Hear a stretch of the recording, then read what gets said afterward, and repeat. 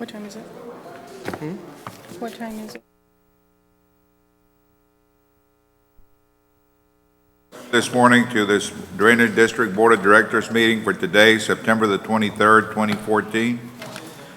Present are Commissioners Cuellar, Precinct 1, Palacios, Precinct 2, and Palacios, Precinct 4, and myself. We have a quorum. Anyone sign up? Myself. The entire court being present. Who is myself? No, Palacios. Anybody sign up? no, sir. All right. Consent agenda, any concerns? No concerns. We have the check register here for approval. Move for approval. Second. Those in favor, say aye. Aye. Aye, motion carries. Item 4, For the budget process, items 1 and 2, we're going to be setting the date, time, and place to adopt the district's 2014 tax rate and adopt the 2015 annual budget. The date will be September 30, 2014. The time is going to be 9 a.m., and the place is here at the Edinburgh Council Chambers, 415 West University Drive, Edinburgh. right? Need a motion to set that, correct? Yes. Move for approval. Second. Those in favor, say aye. Aye. Aye, motion carries. Next item.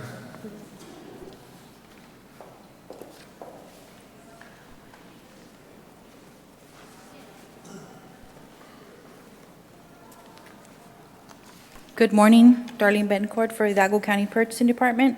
On item 5A, we're requesting for clarification purposes only.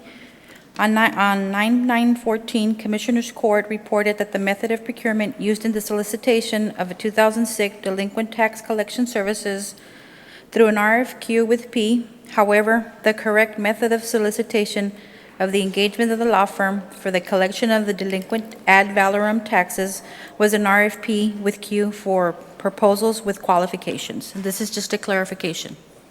I don't believe we require action on this item. Item B is acceptance and approval of the amended interlocal agreement as amended by legal between Hidalgo County and the Drainage District Number 1 to include the procurement process by Hidalgo County of an RFPQ legal services delinquent ad valorem tax collection services. I'm requesting approval. Move for approval. Second. Those in favor, say aye. Aye. Aye, motion carries. Thank you very much. Item 6.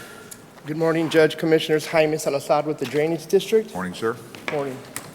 Requesting approval to accept bid and approval to execute requirements agreement with multiple vendors meeting all specified requirements for RFB number HCDD1 1402600910, Stone Riprap Materials, Avila Stone LLC, and Allied Aggregates. This is part of our yearly bid, Judge. Move for approval. Second. Those in favor, say aye. Aye. Aye, motion carries.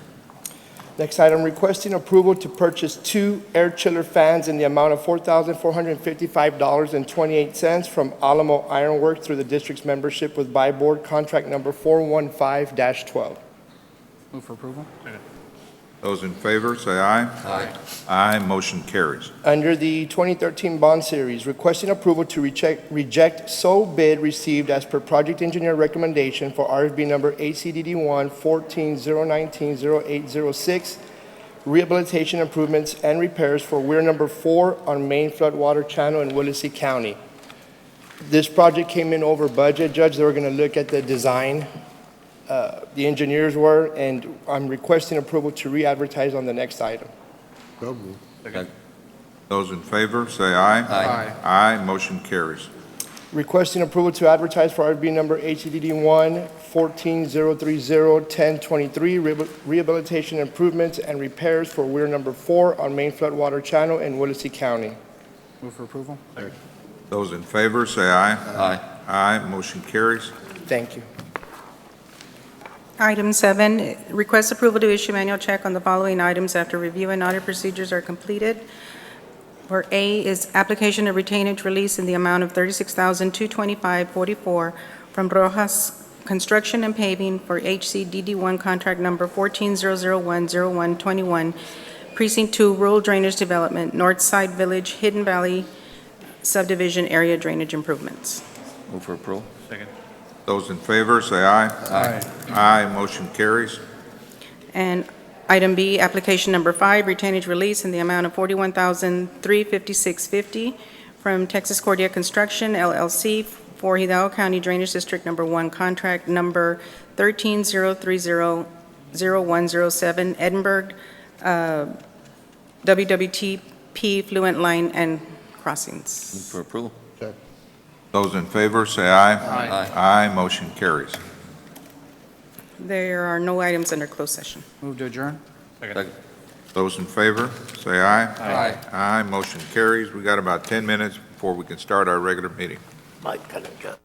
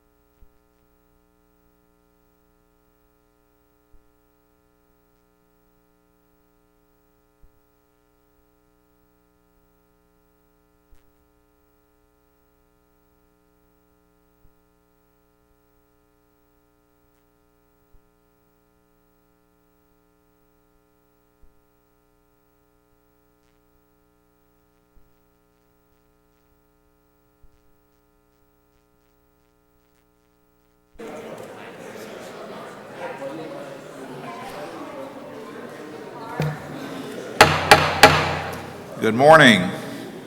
We'd like to welcome you this morning to the regular meeting of the Hidalgo County Commissioners Court for today, September the 23rd, 2014. The entire court being present, we have a quorum. Please join us in our Pledge of Allegiance. Allegiance to the flag of the United States of America and to the republic for which it stands, one nation, under God, indivisible, with liberty and justice for all.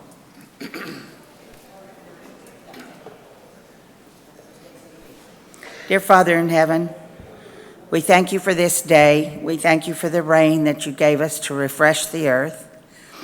We ask you to please make us realize how fortunate we are to live in a country where we can be free. Please bless all those who are fighting so hard for freedom all over the world. Bless our country who steps up and tries to help, sometimes with a terrible cost. Bless our veterans, everyone who's been strong enough to go and fight. We ask you to bless the commissioners and the judge today as they make decisions that will have something to do with our future for a long time. And we ask this in the name of the Father, Son, and the Holy Spirit. Amen. Amen.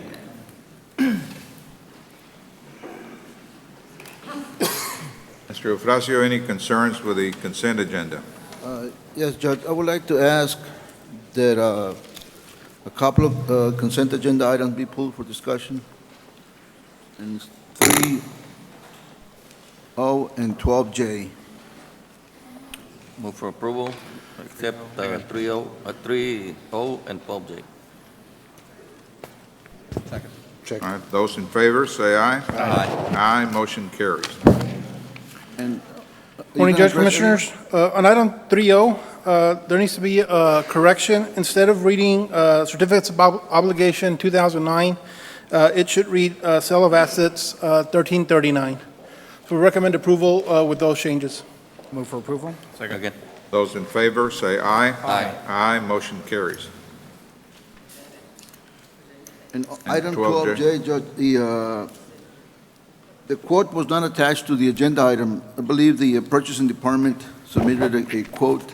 However, we still have some questions regarding that item, and I don't see if purchasing department here to address it.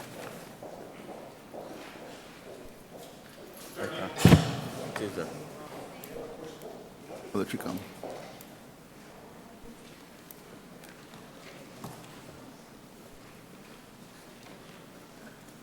Good morning again. Yes, ma'am. What question was that, Mr. Officer, again? Under Item 12J, the quotes for the sheriff's office, I think that there was a quote attached this morning, or documentation attached, but we still had a question regarding the number of items. One of those quotes had a seating fee, Okay. but the requisition of purchase order listed only one sitting fee, but apparently there's multiple pictures that are going to be taken. Okay. And so we're just wondering whether it's one sitting fee for the entire. I haven't reviewed that quote, but I can certainly review it if we can approve it, subject to review. I'm requesting approval. I think Monica is going to explain it. advised us there's only one sitting fee. One sitting fee? Okay. That we were advised by someone from the staff that there was only one sitting fee. Yeah, that's what is listed, so we're only going to pay for one? Yes. Whatever is listed on the purchase order is all we're going to pay for, sir. All right. Okay? Move for approval? Second. 12J? Those in favor, say aye. Aye. Aye, motion carries. All right, this time, Okay. we're going to be moving on to item number 21A and B. Related to budget, we have posted this item for a public hearing at 9:30, and it's a little bit after. But we can go into 21A.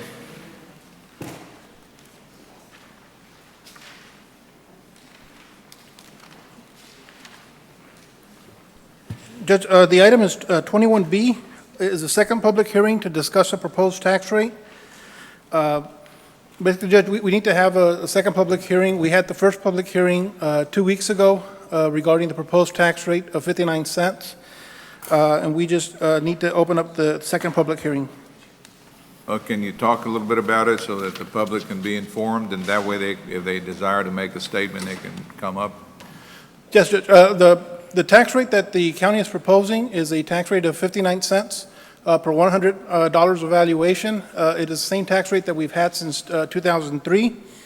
It is above the effective tax rate, so we are required to have two public hearings. We will have then the adoption of the tax rate next week, which is September 30th, also at this location at 9:30 a.m.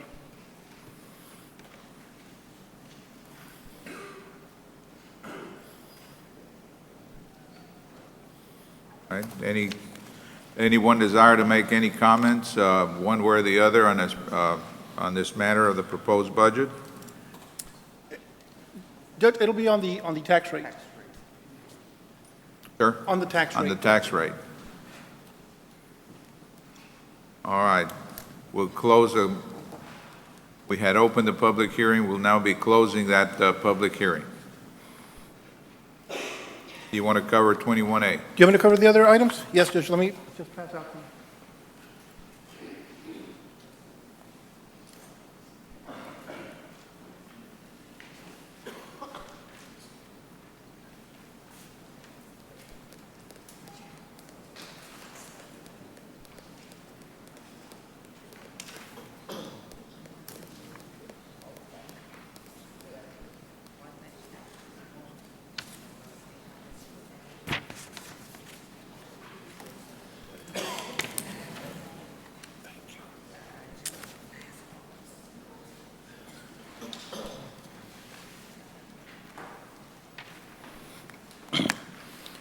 Judge, Commissioners, item 21A is presentation of fiscal year 2015 proposed budget to be filed with the county clerk and county auditor as per local government code section 111.066.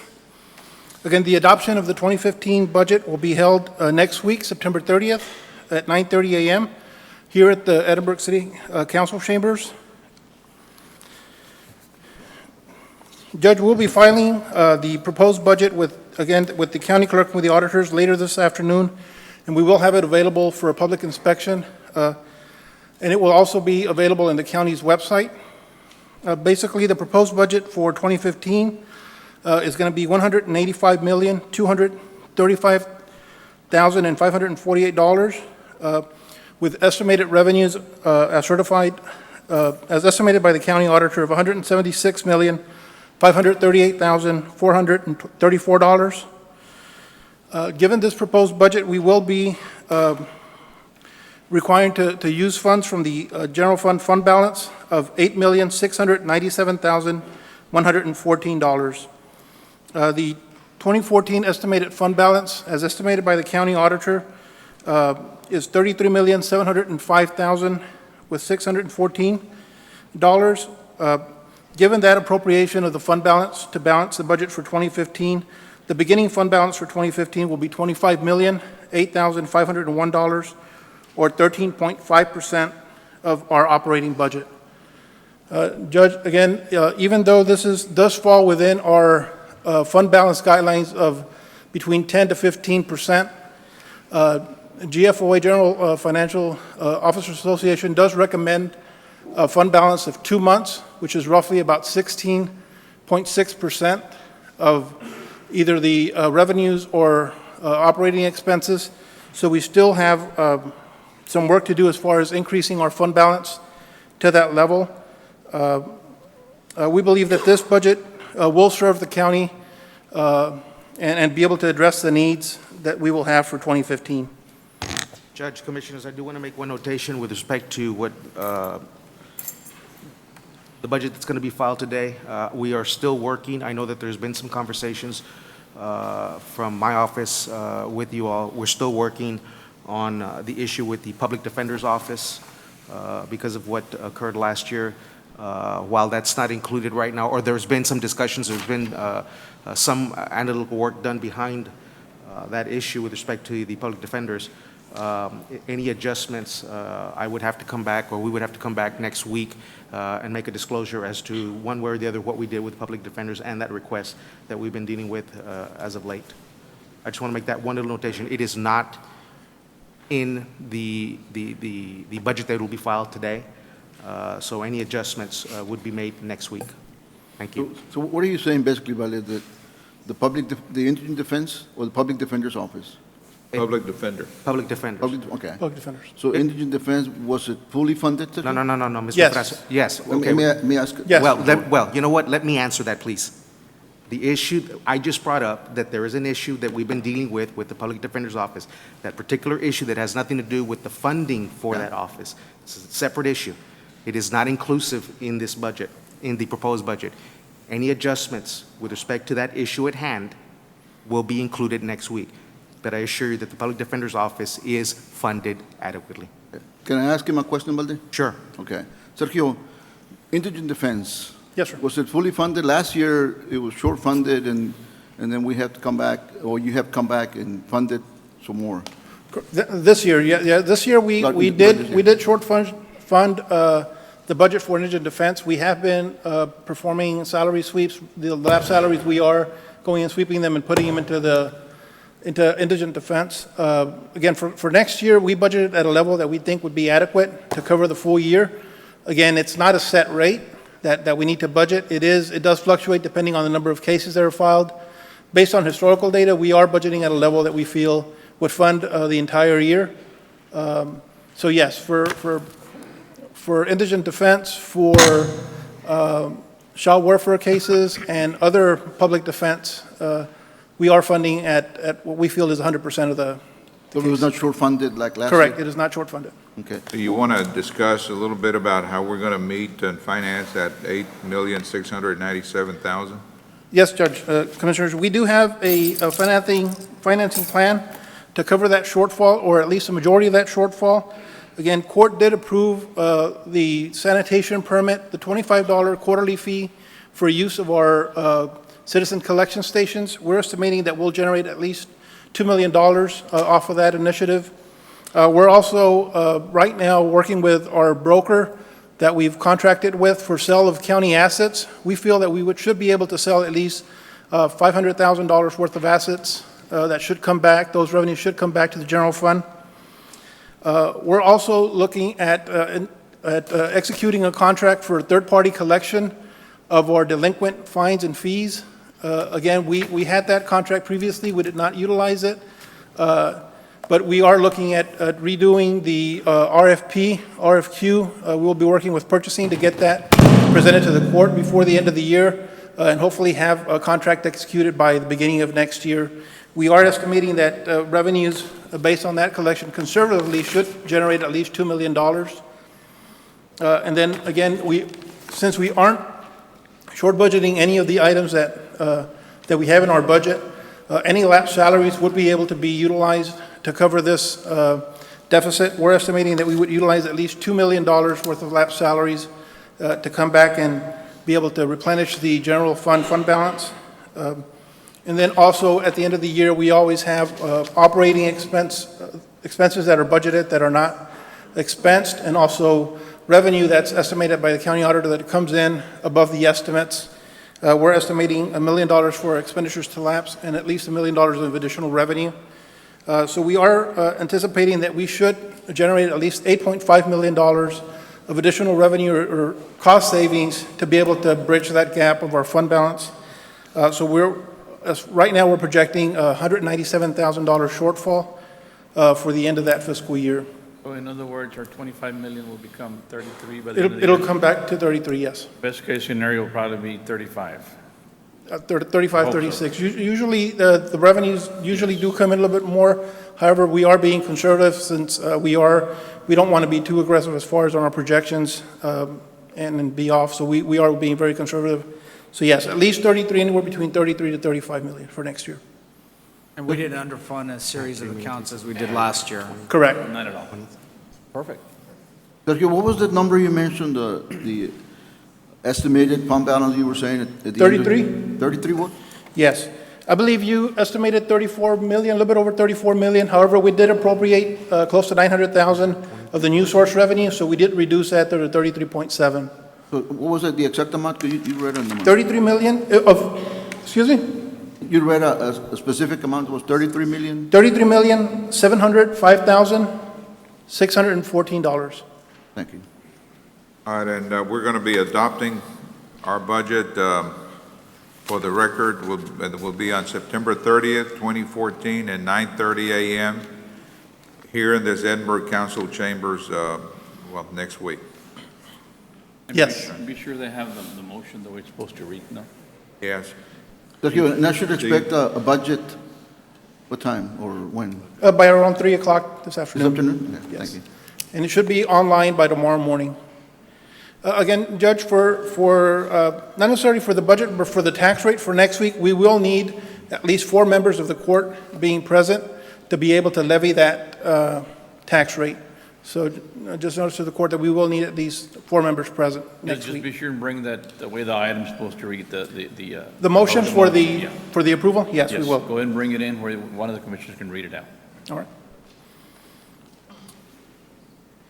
Judge, that doesn't need approval, we're just merely a presentation for the proposed budget. Item 21A2, Sergio, yes, sir. on estimated fund balance, the fund balance Yes, sir.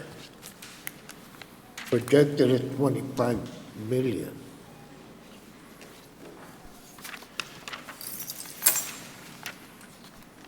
And the current projection is at 13.5% of the budget. Correct. And the policy is what, Judge?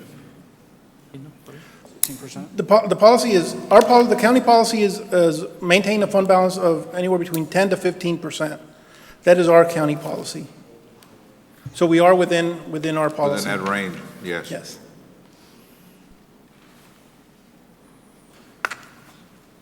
That takes care of it? Yes. Also on 21A2, we will also be filing a copy of the tax assessor's special inventory fund budget for 2015, and we will also have that up on the website for next week. That will not require any approval either. Make sure you address those matters that Valde brought up. Yes. Again, next week, we will have a public hearing on the proposed budget. After that public hearing, the court can make changes to the proposed budget. So between now and then, we will, Mr. Guerra probably will bring some recommendations to the court next week so the court can take action regarding that matter. Do you want me to continue on my items, or do you want to go back to the regular agenda? What other item do you have? 21C, discussion, consideration, and possible action Go ahead. in relation to proposed revisions to the travel policy, guidelines, and procedures. Judge, we're merely updating the travel policy. One of the most significant changes that we have on that would be changing the reimbursement rate for the lodging, increasing that from $100 to $120. We looked at the state guide, and that should cover most of the hotels for the areas that we go and for trainings. Also, some other minor changes are going to be as far as luggage reimbursements, reimbursements for tolls, and for fares. We are recommending approval. It has been reviewed by our office, the auditor's office, and the executive office. We recommend approval. Approval. Second. Those in favor, say aye. Aye. Aye, motion carries. Item D is approval to increase the wage rate for the poll workers, the elections and the alternate clerks, and the election judges as follows. For the elections and alternate clerks, we're recommending that we increase that rate from $8 to $10.10 an hour. And for the election judges, it would go from $9 to $12 an hour. Move for approval. Second. Those in favor, say aye. Aye. Aye, motion carries. Item 21E is approval to submit IRS Form 8821, designating myself, Sergio Cruz, as the county budget officer, as Hidalgo County appointee authorized to receive, inspect, and inspect tax information for listed tax matters with authorization for the county judge to sign the required document. This is the form that I brought last week. However, I need to go back a couple more years on Form 8832, so I'm just requesting approval to submit the revised form. Move for approval. Second. Those in favor, say aye. Aye. Aye, motion carries.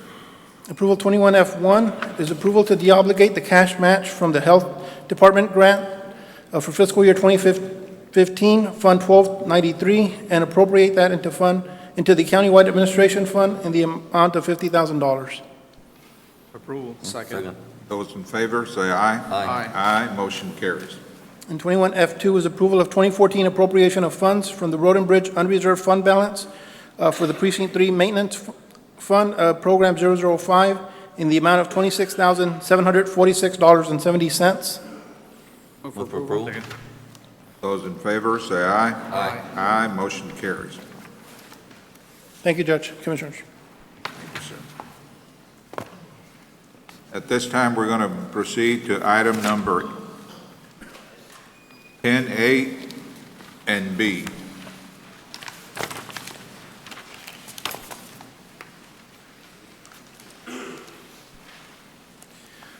Good morning, Judge, Commissioners. Eddie Olivares, Hidalgo County Health and Human Services. I'm here this morning on several items, but on 10A is dealing with the healthcare funding district. Every year, sir, we come before you since this district was formed, thanks to legislation introduced by Senator Chuy Hinojosa, Senate Bill 1623, and that allowed us to be able to really maximize the funding available through Medicaid and the state HHSC to be able to work on the 1115 waivers and 1115 projects here in South Texas. So we are required, as this body is the board for the health funding district, every year we need to set a rate, have a hearing, set a rate, and go forward with the business at hand to help fund the 1115 waiver projects and uncompensated care projects with our hospitals here in Hidalgo County. So under 10A, sir, public hearing to consider public comments concerning the amount of mandatory payments required to be paid by paying hospitals for the fiscal year 2015 and how the revenue derived from these payments is to be spent. All right, at this time, we're going to convene this public hearing to consider these public comments, if any, concerning the amount of mandatory payments required to be paid by paying hospitals for 2015 and how the revenue is to be spent. Is there anyone here that desires to make any comment? I have a question. I just was handed out a listing of payments. Yes, sir. And the $8,072,392, is that what the proposed payments are going to be? Right, we're looking at just the proposed rate. The recommended rate is 2.53%, which would come out to quarterly 0.6325%, and would be quarterly $8,072,392 per quarter over the next 4 quarters. Okay. For a total of $32,289,568. Is that 32 then in addition? Do you add the 1,276,000? No, sir, that 1,276,000, that, according to Senate Bill 1623, the money, the rate would be based on the 2010 revenue generated by the hospitals, and the 2010 revenue was $1,276,267,537. So when you base that revenue at the 2.53% as being recommended to be accepted today, that's how we come up with the quarterly payments for this coming year. Is this less than last year? Yes, sir, it is slightly less, it is less than last year. Last year, they were paying a little bit over $11 million a quarter, came out to $44 million. And the reason it is less, sir,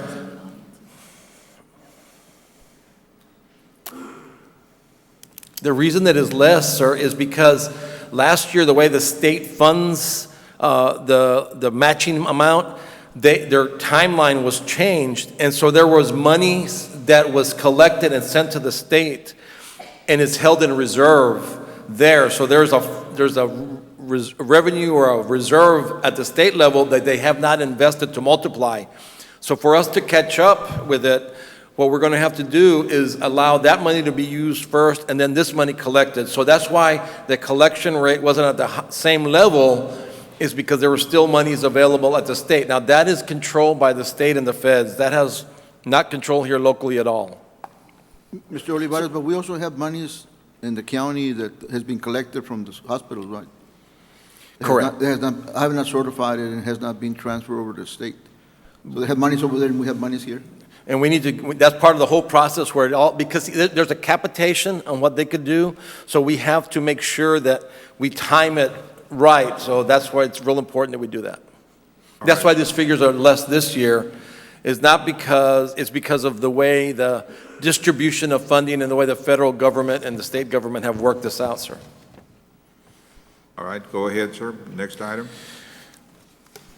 Sir, next item is item B, consideration and possible approval of mandatory payment to be assessed quarterly by Hidalgo County Healthcare Funding District on the net payment revenue of an institutional healthcare provider and how the revenue diverted from those payments is to be set.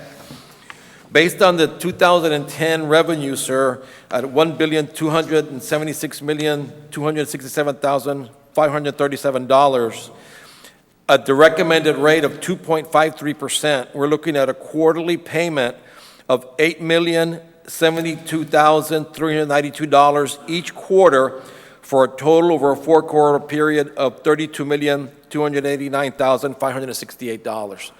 That's the recommendation set forth, and that is what we've coordinated with hospitals in the state and all the appropriate parties. Before we take action on it, is there anyone that desires to make any kind of comment, a public comment on this matter? Just one. Where if the hospital district gets passed in November, where does all this money go with the money that you'll be getting then? All the money is going to be collected. Go ahead, Eddie. The LPPF is a separate component from the hospital, specifically designed to deal with the 1115 waiver. This is totally separate from the hospital district. If this LPPF funding is good to 2016, depending on this legislative session and what they act on it, there is a recommendation that this LPPF continue from here on, because this supports and supplements it. So we're going to be paying two No, taxes, this is two not, amounts? no, ma'am. I want to make it very clear, Commissioners and Judge, and to the public, this is not coming from taxpayer revenue. This is coming directly from the hospital's revenue and what they do. This is not coming from a single resident in the county. So the hospital from now on will be paying this amount? Up through 2016, depending on what legislative action takes place this year. And then what happens in 2016? So It we'll depend- already be paying the I don't health know. district? That We're depends going on to take what this happens in matter up legislative again action. in 2016. Okay, Right. For the like I amount. said, the people need to be checking, because we have two pockets, it seems like now.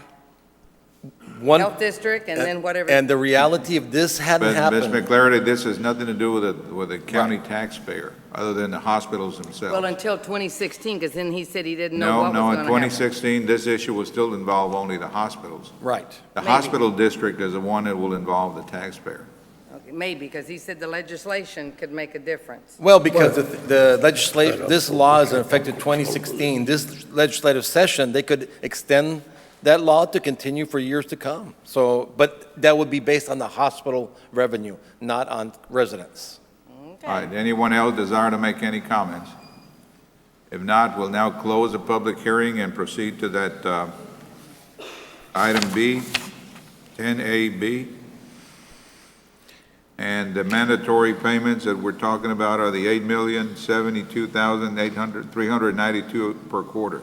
That's correct, sir. Based on the 2.53% on the annual revenue from 2010. And that's your recommendation? That's my Yes. recommendation, sir. Move for approval? Second. Those in favor, say aye. Aye. Aye, motion carries. Item C, consideration and possible approval for Hidalgo County Tax Assessor Collector to collect the mandatory payment required by Hidalgo County Health Care Funding District in the amount of $8,072,392 per quarter in accordance to their procedures and their protocols. Move for approval. Second. Those in favor, say aye. Aye. Aye, motion carries. consideration and approval to assess the mandatory payment and set assessment date as effective today at 2.53% annual or 0.6325% quarterly for the amount indicated earlier. But what is the date that you're setting? It will be today. It will be effective today. Move for approval? Second. Those in favor, say aye. Aye. Aye, motion carries. Sir, and this money, just to remind the community, sir, this, if it was not for Senator Hinojosa's efforts and the LPPF getting this law passed, we would have left over $500 million of federal funding on the table that we would have never got to help indigent, poor hospital doctors and the community. This single-handedly helped the three border counties, Webb, Cameron, and Hidalgo, and was instrumental in getting this success. In fact, this is so successful that other counties in the state of Texas are looking at doing the same thing because it worked really well. Mr. Olivares, when are these quarterly payments due? Do they have a due date? Yes, sir, that's coordinated with Mr. Verial's office and our team on that. So there's no due date that the court is approving today as far as when the hospitals are due to pay the monies? The quarterly payments on those, I'm going to need help on the date. You got the date for that? Or Carlos? The senator is here if you want to ask quarter, him. right. End of the, correction, it's the end of the first quarter, the state quarter, the state calendar quarter year. It goes by the state calendars, Mr. Eufrasio. Okay, so when is the first quarter due date, do you know? Well, the calendar, they go from October through September, so. No, the state begins September 1. September 1, yeah, September 1. So I guess it's due November 30th, the first quarter payment? All right. Yeah, yes. And Senator Hinojosa, I didn't want to say Yes, a few words. he just walked in, is in the back. Senator, welcome, sir. We're taking up that item that you requested.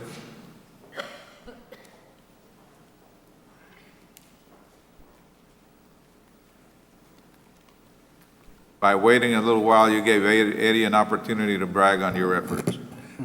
Good morning, Judge. Well deserved. Garcia, and good morning, Commissioners.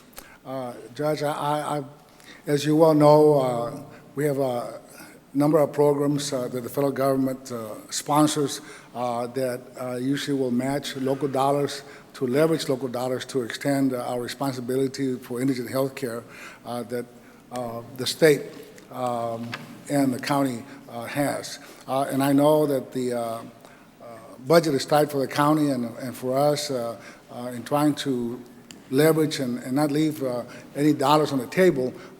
We would appreciate for the commissioners to consider funding as much as possible to bring down matching funds from the federal government to protect and provide services to the indigent in Hidalgo County. Yes, sir. All right. Eddie, do we proceed on to the indigent health care? Yes, sir. Just for the record, sir, I want to read the dates that for Mr. Eufrasio had requested. I apologize, I didn't have them in front of me. November 30th, 2014, February 28th, 29th, 2015, May 31st, 2015, and August 31st, 2015. All right. Okay. We'll move on to, with your permission, sir, we'll move on to item 10A2, discussion and action, including but not limited to healthcare funding district and/or expenditures. There's no action there, sir, because we already took that action. We'll move on to item B1, indigent healthcare, discussion and consideration and action regarding the Hidalgo County Indigent Healthcare Program 1115 waiver and this year's budget. Sir, there's been a request made forth by our hospital partners within our community that they were concerned in regards to the allocation budgeted this year of $5.6 million, the recommendation to be used for indigent care services for uncompensated care through the county.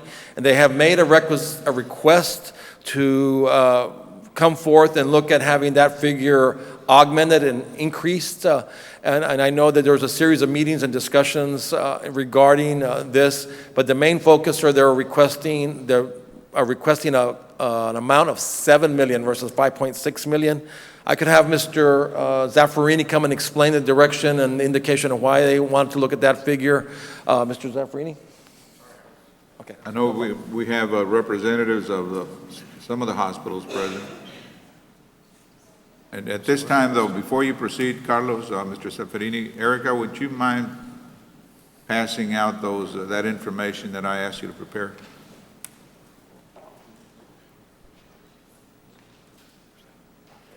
Sure. Do you have that same sheet? Yeah. I left it in my briefcase.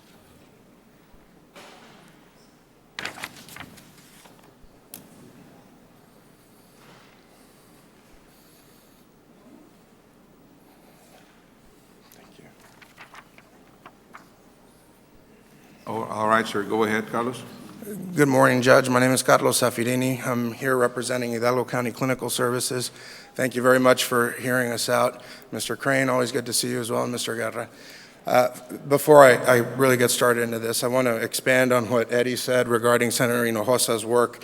I think that Hidalgo County, and through the leadership of you, Judge, and this Commissioner's Court, is really at the forefront of finding new and innovative ways to help access, to create a more efficient and stronger safety net system across the border region. But if you compared where Hidalgo County was with regards to this program and to the different types of projects that existed 2 years ago to today, we've done a lot. We have expanded the hours at clinics. We have expanded access all over the region and done an amazing job through the district program to accomplish those goals. We've generated savings not only to the healthcare system broadly, but also to the county as well. With regards to our specific request of $7 million from the indigent care budget, we want to look at it historically.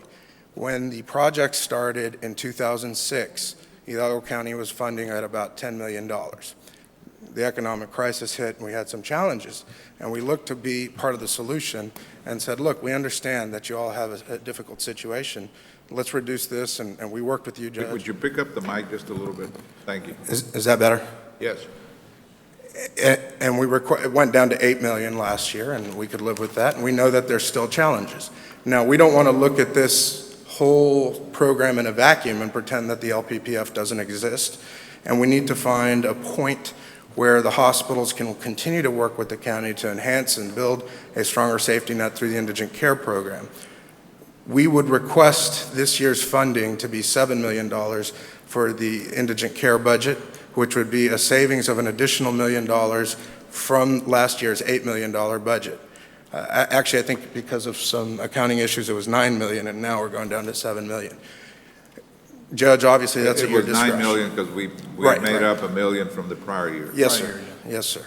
And so we want to be part of the solution, and we know that there are challenges at the county, and we think that it would be a reasonable ask to reduce it by an additional $1 million to the $7 million.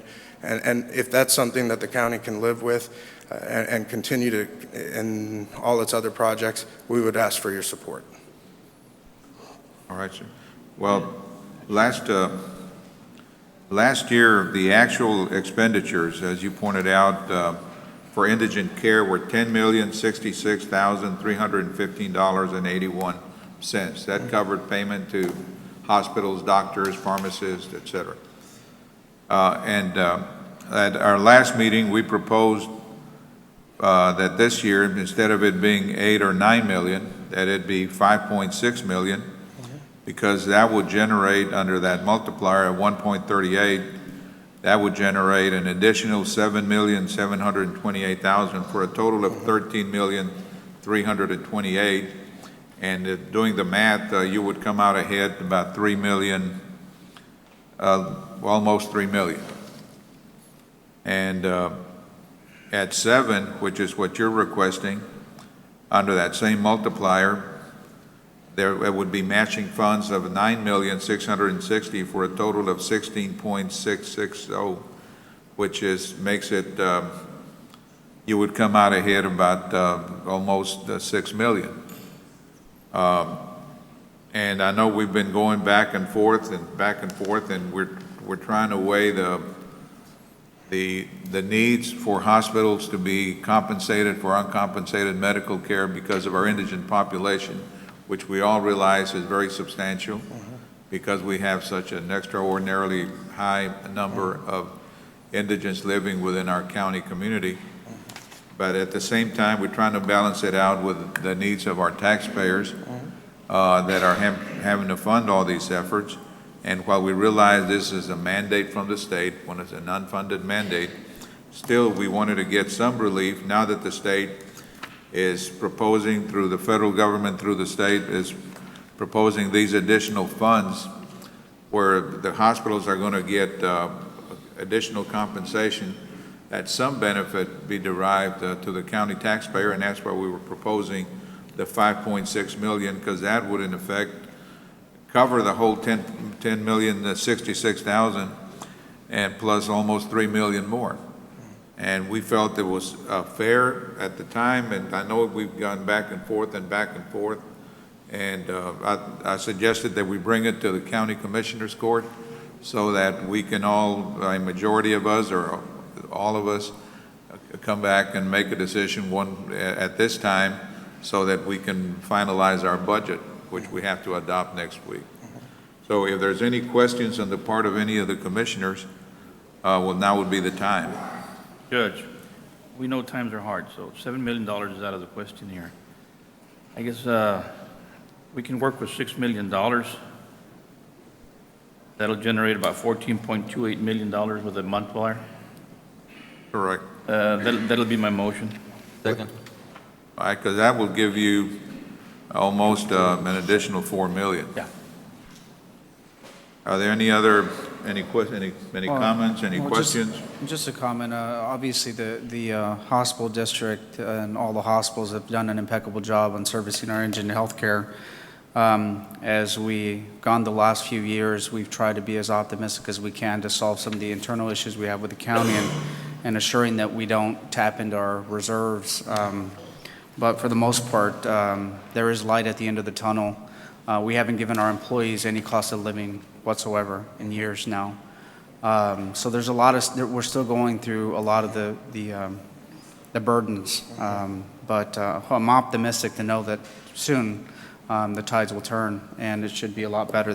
We're about to balance a budget, I would assume by next year or so. It's difficult. I know that every dollar matters in that area, and it's hard to not give you what you all want. But I do understand we carry the burden every day on trying to figure out how we're going to make ends meet. And Commissioner, if I might, I think that you all are truly at the forefront of this. I think that everybody, and Eddie wasn't kidding, about all the states in Texas, I'd say 100 of them are trying to replicate the LPPF model because it's been so good.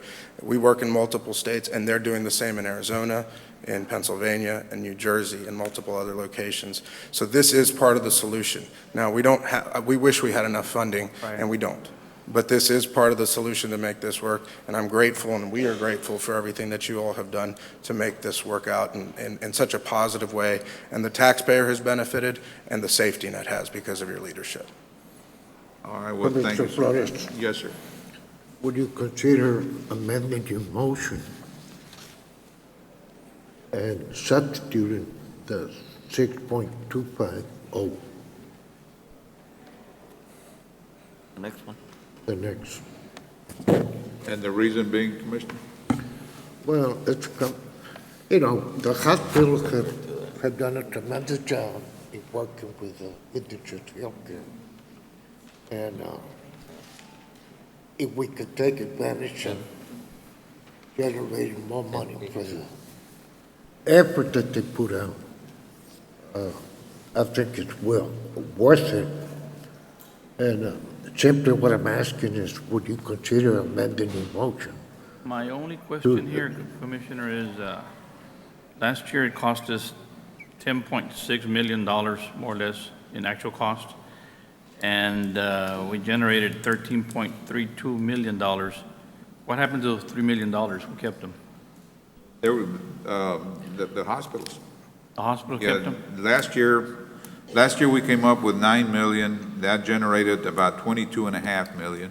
Mm-hmm. And we paid out, or they paid out 10,066,000. So they, in effect, had about 12 million. Yeah, there's about $2 million.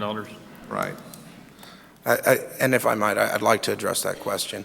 I I don't want to call that keeping anything, because when you have... No, I don't, I mean, but I mean where it goes to, Yeah, that's, several $100 million of uncompensated care, and you're working together. Oh, we're not suggesting anything otherwise. We know that the numbers are high for Right. uncompensated medical care.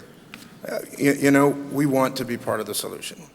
We think that the $7 million is the right one. As close as we can get to it would be great. All right. Commissioner Flores, and if $7 million's off the table, it's off the table.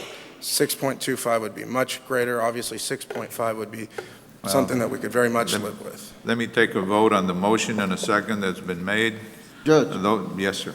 the budget you just approved included 5.561136, so that number is already in the budget. Right. No, we know that, and then Sergio's listening. Yes, that's included in our proposed budget. Again, any changes to that proposed budget would have to be taken again next week. I don't think that court action will be necessary right now, but it will be necessary next week. Right. In order for us to amend the budget. just to let us know, yeah. All right, those in favor of the motion made and seconded indicate by saying aye. Aye. Aye. Those opposed, same sign.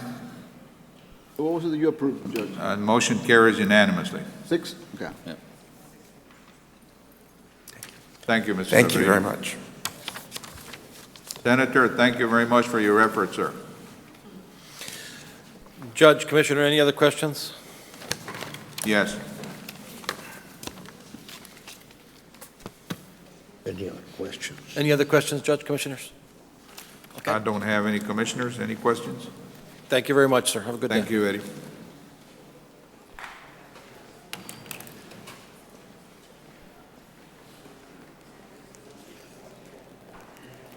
All right, under item 14A, I've been requested to take an item out of order involving our county extension agent, Ms. Storrs. Good morning, Judge and Commissioners. We are here today because we'd like to congratulate and commend Mrs. Barbara Stortz, our beloved horticulturist, and on her retirement effective September 30th. But we would like to thank her family and her for her years of work and dedication for Hidalgo County.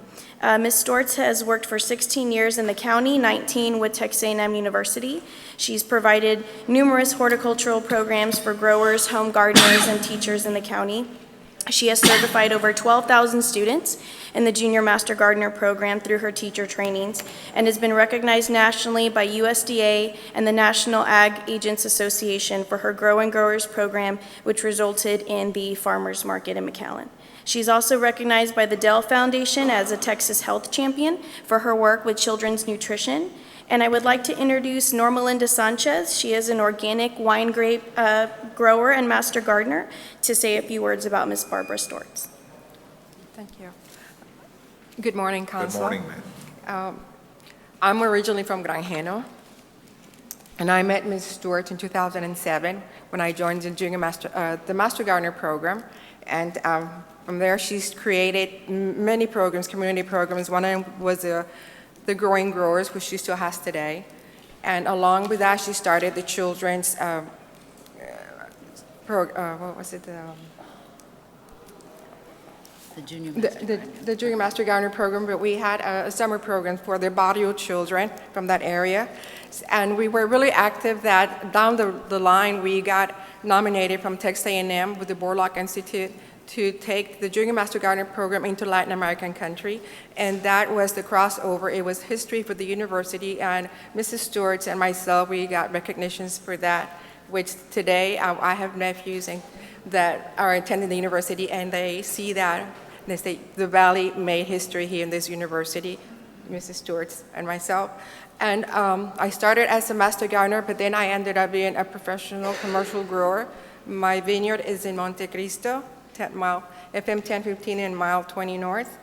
And I just, this past week ago, on the 13th, I finally got my permit that I'm the organic grower, winemaker. The winery is Monte Alto Vineyards. And when I started out with Mrs. Stortz, like I said, with the Master Gardening program, look where I have achieved with all that knowledge. And it's due to Mrs. Stortz's support down the road. Thank you so much, Barbara. Thank you. Don't go away. Did you want to say something? I'd like to thank the court for their support. All of my programs that have received statewide and national recognition have been with your partnership, your support of the Extension Service, and especially Precincts 4 and Precincts 2. We've had some major projects and some major recognition, and we've been able to help many thousands of people through the programs.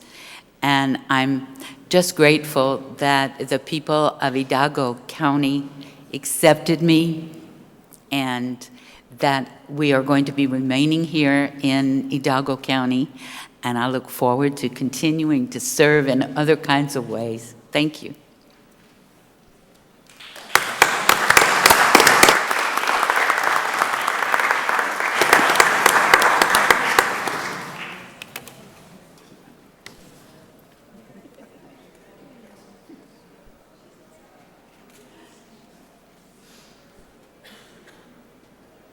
The one with the green thumb, huh?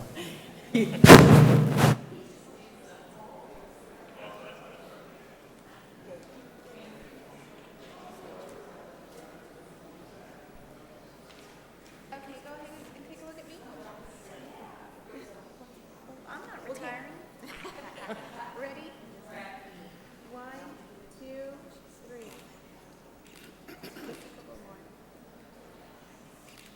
Okay, great.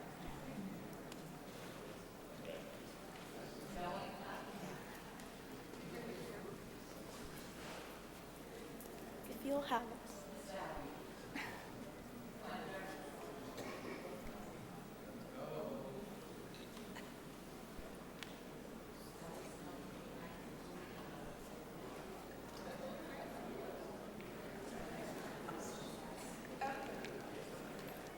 Go ahead and take a look at me. Ready? 1, 2, 3. Oh, there we go.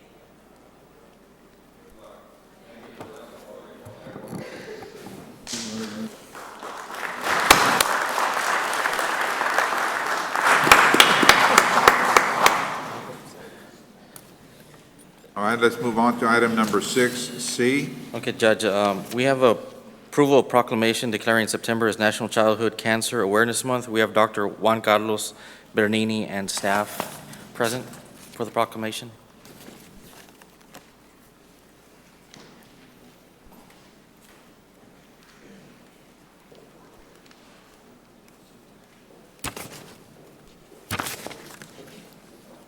Good morning. Good morning, Honorable County Judge and County Commissioners. My name is Juan Carlos Bernini. I'm a pediatric hematologist oncologist, and I take care of children with cancer. Is yellow supposed to be the color, kind of like pink for cancer awareness? That's correct. As you can see, we all wear yellow to support our proclamation. We're here to present to you and to submit the declaration of September 2014 as the month of childhood cancer awareness. Childhood cancer is the leading cause of death in children nowadays, disease-related. And yet we have made significant progress in the treatment of these children. I was just last week in a national meeting where we report that some types of leukemia can be cured now to 98%. But we can only achieve this through awareness, through community support, government support, industry support, hospital support. And I'm here representing the children with cancer of Hidalgo County and Dr. Hospital Renaissance to present you this petition.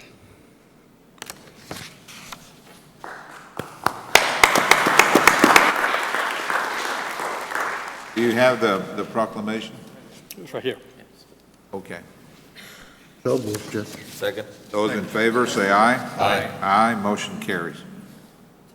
Janet, take a photo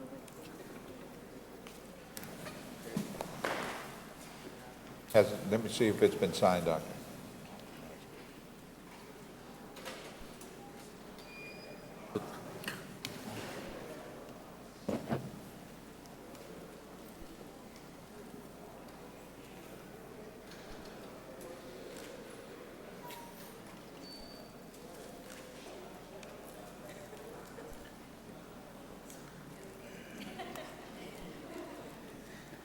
Okay,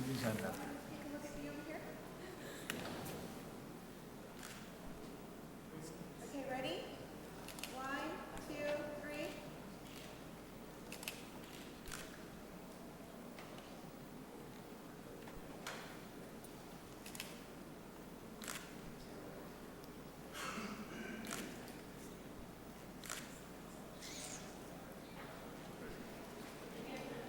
3. You guys.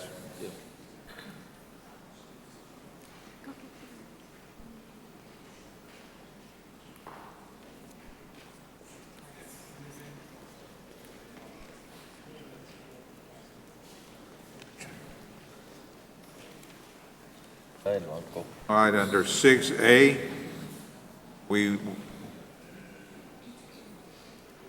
Bobby, can you proceed? Yeah, we have introduction of Randy Sweden, our newly appointed chairman of the Hidalgo County RMA. He's here with us. He's with a CPA with Long Shilton, and actually we have, I believe, Michael Gano from one of our RMA directors as well here. I think he was here. No, I guess he left. But anyway, Mr. Sweden. Who are you going to be calling, Bobby? Michael Gano from the RMA was here as well. Okay, do you want to bring him in? I think he may have left. I think he left with the senator. Oh, all right. Well, good morning. Judge, Commissioners, Mr. Facio, Mr. Crane, Mr. Guerra, guys, I'm the new target. The new kid on the block, we prefer. Yeah, it's going to be fun. $10 out of your license fee goes to the RMA. $10 out of that also goes to the Road and Bridge Fund. That's about $5.5 million a year that we collect on the loop for Hidalgo County. The plan is to turn dirt next year on the first mile. And from there, we hope to have the second mile and the third mile and the 40th mile. You guys think back to the mid-1950s when somebody said, we're going to put a freeway from McAllen to Harlingen. Who in the world had the vision to do that? Look at what we've got now. This is visionary. It started here about 14 years ago. So the opportunity for the RMA, and our senator left, it was him who carried this legislation. There are only 8 RMAs in the state of Texas. Guess who our biggest competition is? Cameron County. We're going to take this battle up to TxDOT, and with their vision, your $10, we hope to keep this going. Commissioners, just wish me well.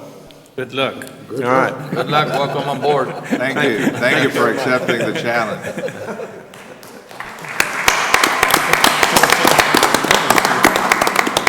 Randy, let's take a picture. We want to make sure everybody knows what you look like. Welcome aboard.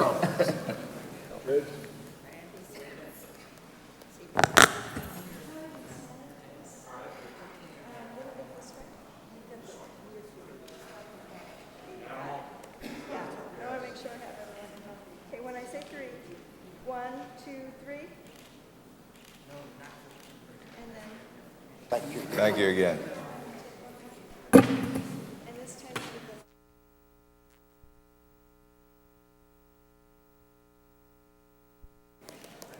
Thank you.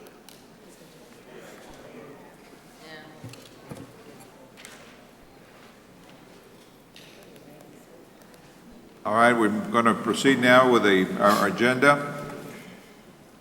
And our next item is open forum.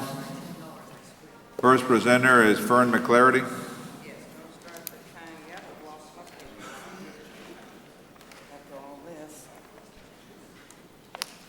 Yeah, I think he said 14 years, how long the RMA's been going, and we haven't got the first mile. I am here today, as usual, trying to tell you as politely as I can what you should already know. You live here, you see the people, but it is as if you are not responsible for what is happening. Hidalgo County and the other taxing bodies are increasing taxes, and you are creating more poor people. South Texas College, wants just a little bit more and is going to increase his tax by 25.68%. This Commissioners Court has agreed to place on an item on the November ballot that will create a hospital district and a medical school that is going to cost more than just a little bit. That little bit now is just like STC. Tomorrow it will be all the way up. It'll never end. It'll always need more. So the poor people of Hidalgo County are going to save our private for-profit hospitals from Obamacare. So what is going to happen when the U.S. Department of Justice sends a letter to the county telling you that you must provide medical and hospital services to all immigrants? They have done just that to the schools. How quickly do you think we will get to the 75 cents per $100 value? I know you will say our people are poor and we need federal assistance. And then there is the medical school. The facility is already being built, and several cities have committed to funding it further in the future. So why do we need additional tax for that? I think we should wait until after November's election to see what happens to the Senate to make a decision on the hospital district. I also think that placing an item on the ballot and when it is approved, trust that our elected official will make good decisions on how to spend the money is unacceptable. I will not buy a used car without kicking the tires and taking a ride and checking its background, let me tell you. Why would I trust the people who got voters an opportunity to pay for more taxes to make good decisions? And finally, there is a 10-story glass hotel courthouse to be located in the middle of our new business, I-69. Every one of these projects come with a political promise that it will create jobs and our standard of living will improve. The problem is that there is a disconnection between our elected officials and the people. The working people know that we are in recession, that money is tight, and is not going to get fixed by taking money from the poor. 79% of the people in Hidalgo County are on fixed incomes. 31% of property owners cannot pay their taxes, and the employer mandate of Obamacare will be implemented in January 2015. Businesses with 50 or more employees are going to have to make some difficult decisions. The term businesses includes schools and local governments. Who are you going to cut? Who are you going to keep? So you better get prepared because Obamacare is coming to a location near you. I know personally that the businesses in the area are struggling. And each time y'all talk about, oh, the 59 cents, we haven't raised your taxes. You actually have because the values have gone up. So try to remember when y'all are giving the hospitals here, they wanted 7, I think you said 6, and whatever. The amount that you're giving them is coming from every person that cannot afford their taxes right now. Thank you. Next presenter is Virginia Townsend. Ms. Townsend?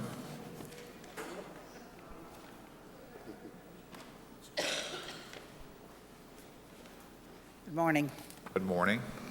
I'm here to remind you all that you adopted an ethics policy, and I think it was in 2008. You also adopted a nepotism policy, but sometimes I think you all forget what they are. Not getting real good reports in some areas about this. The nepotism goes far beyond just brother, sister, mother, father kind of thing. When we adopted the nepotism thing, we made it much broader. And I want you to know about the ethics. Ethics is something that's character, and it's something I said you can't be taught ethics or character. You have it from the time you're little or you don't. But if you don't have the ethics and don't have character, and you do the wrong thing, and you know you're doing the wrong thing, you just hope to get by with it. May I say there's way too many of us watching. You probably won't get by with it, and somebody's going to get in trouble. So when you stretch over and start not paying attention, whether it's ethics or nepotism, I ask you to please remember we have a very strong policy. So you're not doing anything that somebody else is doing. You're doing something that was adopted here. Thank you very much. Next presenter is Opal Billman.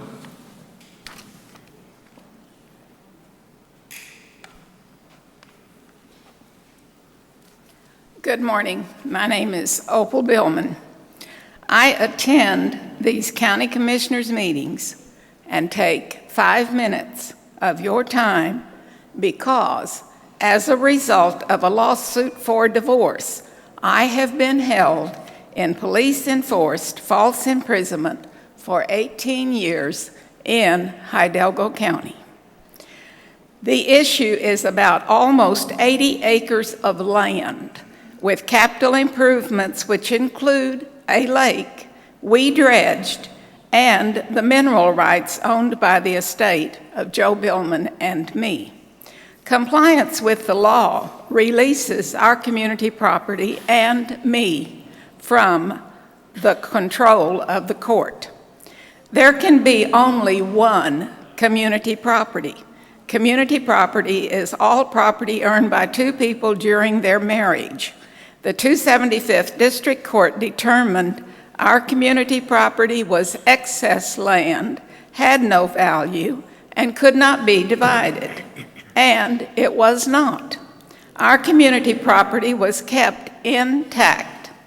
A shell corporation came into being, and the court awarded all of our community property to the empty corporation. During the divorce process, when Joe was still alive, the court could have sold our community property at public auction to the highest bidder. The auction had to be public and the money had to be divided between Joe and me. That did not happen, and it can never happen. Without disclosure, our payment to us, court documents now reflect the court is dividing and selling, not from us, but our community property and mineral rights from the Shell Corporation. If the Shell Corporation consists of anything at all, it would be stock shares that have no value. My grievance is that in the United States of America, the court cannot confine me for 18 years off property that I own, or sell the privately owned community property of Joe and me, or portray my justifiable anger about these actions by the court as my mental illness. All on the foundation of a petition for divorce in which there was no value or division of the community property, and the divorce was never finalized. But my confinement continues. Thank you very much. Next presenter is Eduardo Estrada.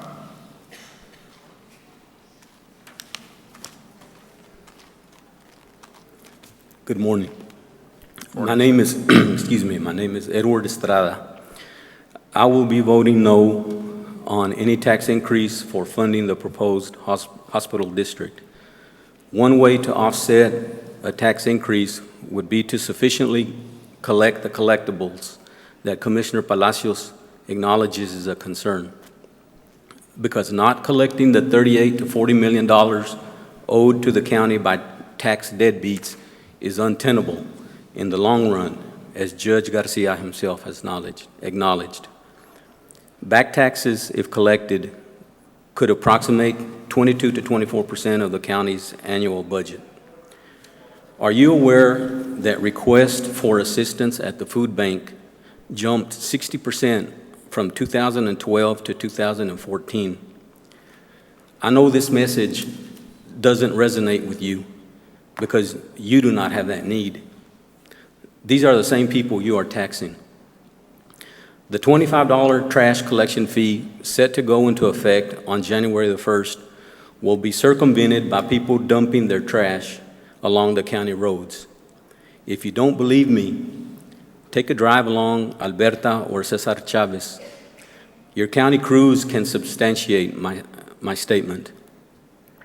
I know this concern doesn't resonate with you either because you pay yourselves six-figure salaries. In conclusion, and Mr. Olivares may have already answered my question, the Hidalgo County Healthcare Funding District is set to be abolished on December 31st, 2016. Is the abolishment a state statute requirement, or does it come from the hospitals that pay the fee? Why not extend its purpose of subsidizing indigent programs beyond 2016? Thank you. Next presenter is Yvonne Ramon.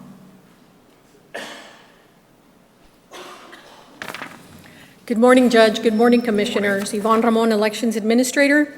Today is National Voter Registration Day, and in honor of this day, my Elections Voter Registration Department is over at the University of Texas Pan American with the Advocacy Alliance Center of Texas and with various other programs that are there not just to register anyone who is not registered, but also to make any changes that someone would have to make before that October 6th very important deadline, which is the last day to either register or make these changes.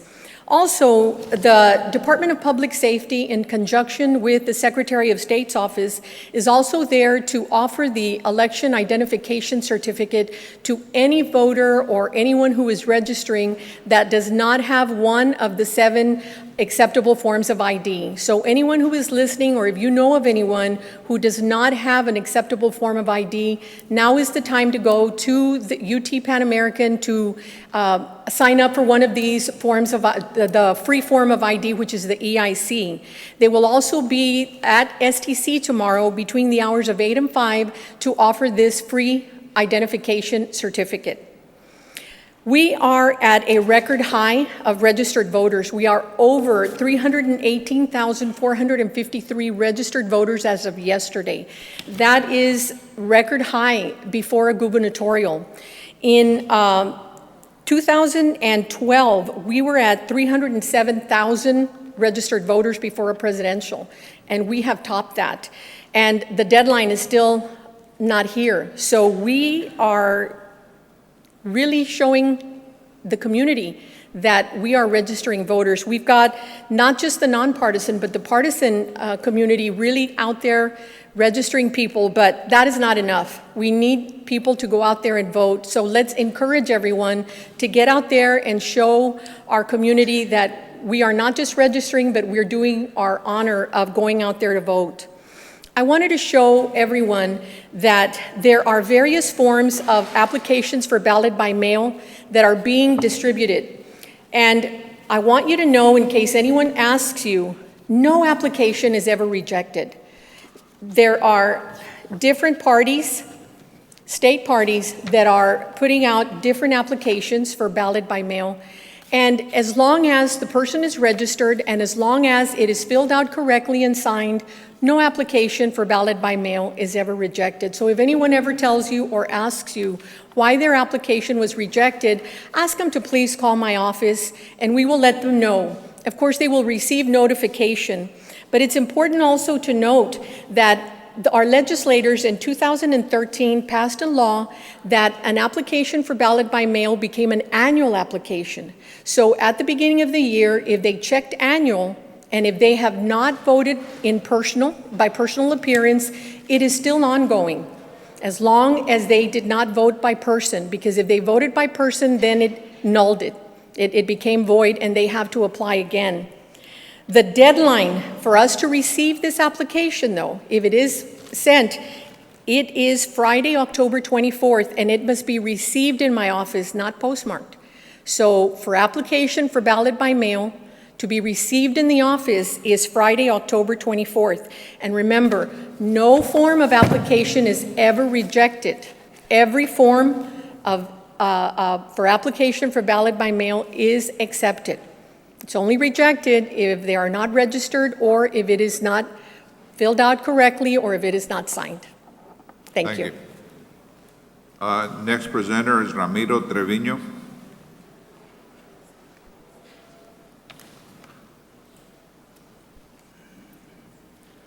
Good morning, Judge, Commissioner, Senior Administration, ladies and gentlemen. 2 weeks ago, I was here with and presented to you all two concerns. One was over the $40 fine or charging of vehicle inspections within the tax assessor's office. I spent countless hours doing research and trying to find who gave the authority to the county. Well, we found it. It was locked somewhere up in the state. Nobody had any idea where it was at, but we finally found it. They do have the authority to do it. It came from the change of, from when DPS let go, doing the vehicle inspections. Well, but my concern is still that I have a county document that says, that's telling us the residents of Hidalgo, we're doing this because Cameron County started doing it September 1st, 2009. Well, Hidalgo is not the same county as Cameron. The fact that we can charge, the tax assessor's office can charge the $40, well, that's valid. But we still have the concerns as to the approach, as to how it's being done by the two fraud investigators within the department. So I suggest that somebody not drop the ball and talk to the tax assessor's office on how it's being done. Secondly, my other concern 2 weeks ago was on all the different departments taking home county vehicles.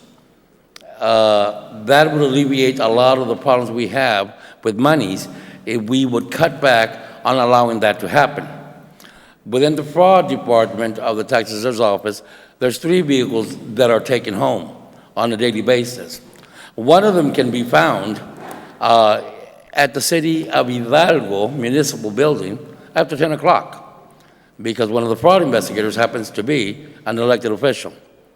And I take issue with that. And this has been going on for a long time, long before he ever became an elected official.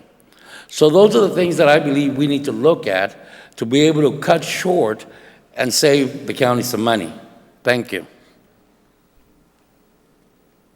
Thank you, sir. Okay, let's move on to item 6B.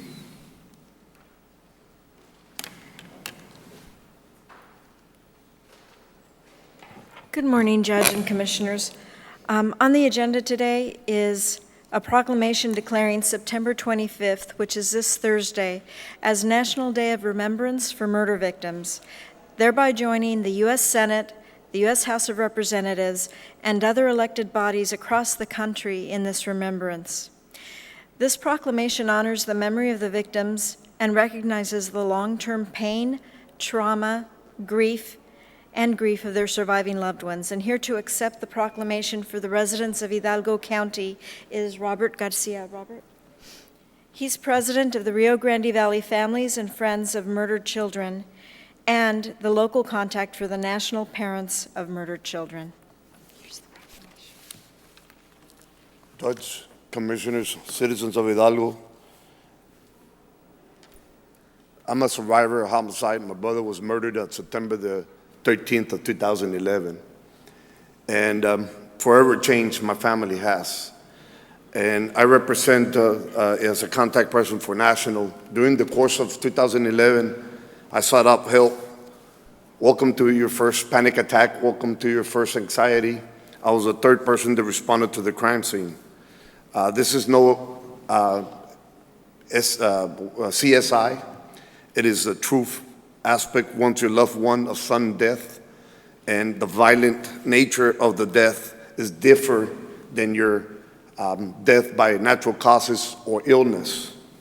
I don't say that it doesn't hurt the same, but it's just different. And the grief stages doesn't pretend to survivors of homicide. When the course of my research, I found out there was only one homicidal counselor in the valley. And when I reached out to National, I found out that the chapter was the closest in San Antonio. And I said to myself and my parents and my siblings and the coworkers of my brother, how can this be true? Hidalgo County or the region has 1 million people, doesn't have specialized program for homicide survivors. So in my quest to reach out to those survivors, we currently reach out to the City of FAR Police Department and certainly the Housing Authority there in FAR, that we have grief counseling services. We're the only the only self-service organization that provides grief counseling to the particular parents. I have a group of 12 survivors that we meet every other Tuesday of each month. Correction, every other Wednesday of each month that we meet from 6 to 8 there at the Housing Authority that provided a community center for me to convene with these particular survivors. So National Day of Remembrance, I met the founder, Mr. Robert Hilfer out of Cincinnati, Ohio.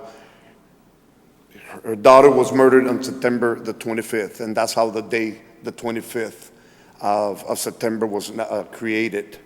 And I normally have, last Tuesday I came to the City of Edinburgh Council. I had about 8 survivors with me. It so happened that it's during the day, some of them work, and some are single family members. So I ask for the continued support from the county and reaching out to these particular survivors. And one of the things that we found out as survivors, and I will read 4 distinct things that has been researched, and there's limited research done on this particular group. And the National Parents of Murdered Children and reached out to about 300 chapters across the nation. And we found out that there are 4 distinct things that we want to know as survivors as moving forward in the criminal justice system. Number 1, they want to know exactly how, when, and why their loved one was murdered. Who committed the murder? Want to know if their loved one suffered. Want to know the truth about the events of the death, the elements needed to support the charge, and expect to feel better in the case if the case was successfully prosecuted. I can assure you that through the prosecution stages, there's a piece of justice if we go to the full extent and the persons that murdered the victims get the justice they deserve. But there's also a different grief for cold cases. You only have about 48 to 72 hours and then it becomes cold after the investigation, the initial investigation proceeds. That's a different grief. And I have parents that are part of my particular grief support that haven't 5 to 7 years and they haven't found the perpetrators who perpetrated on their loved one. So this day I commend you for taking the leadership and supporting this. I have support from the City of FAR, Edinburgh, and yesterday I went to Mission, now the county commissioners, and hopefully in the future we will continue this process to bring awareness to the community.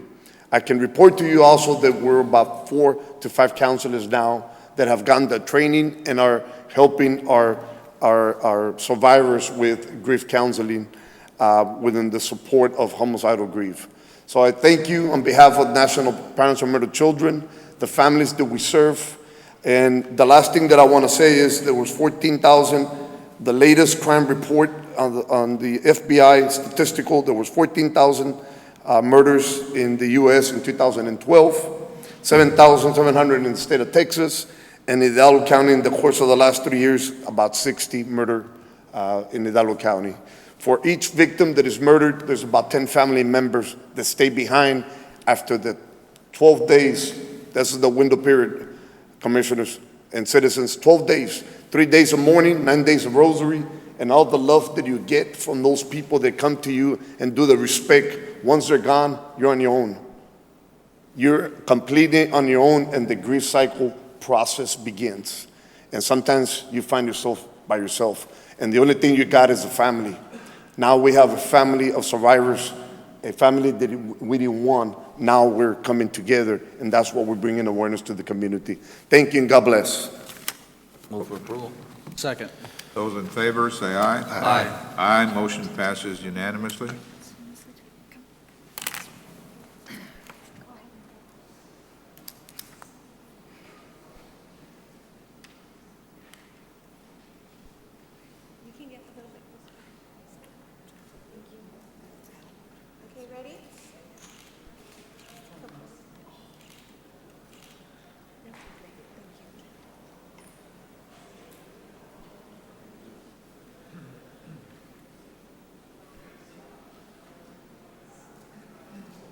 All right, item 6D is in David.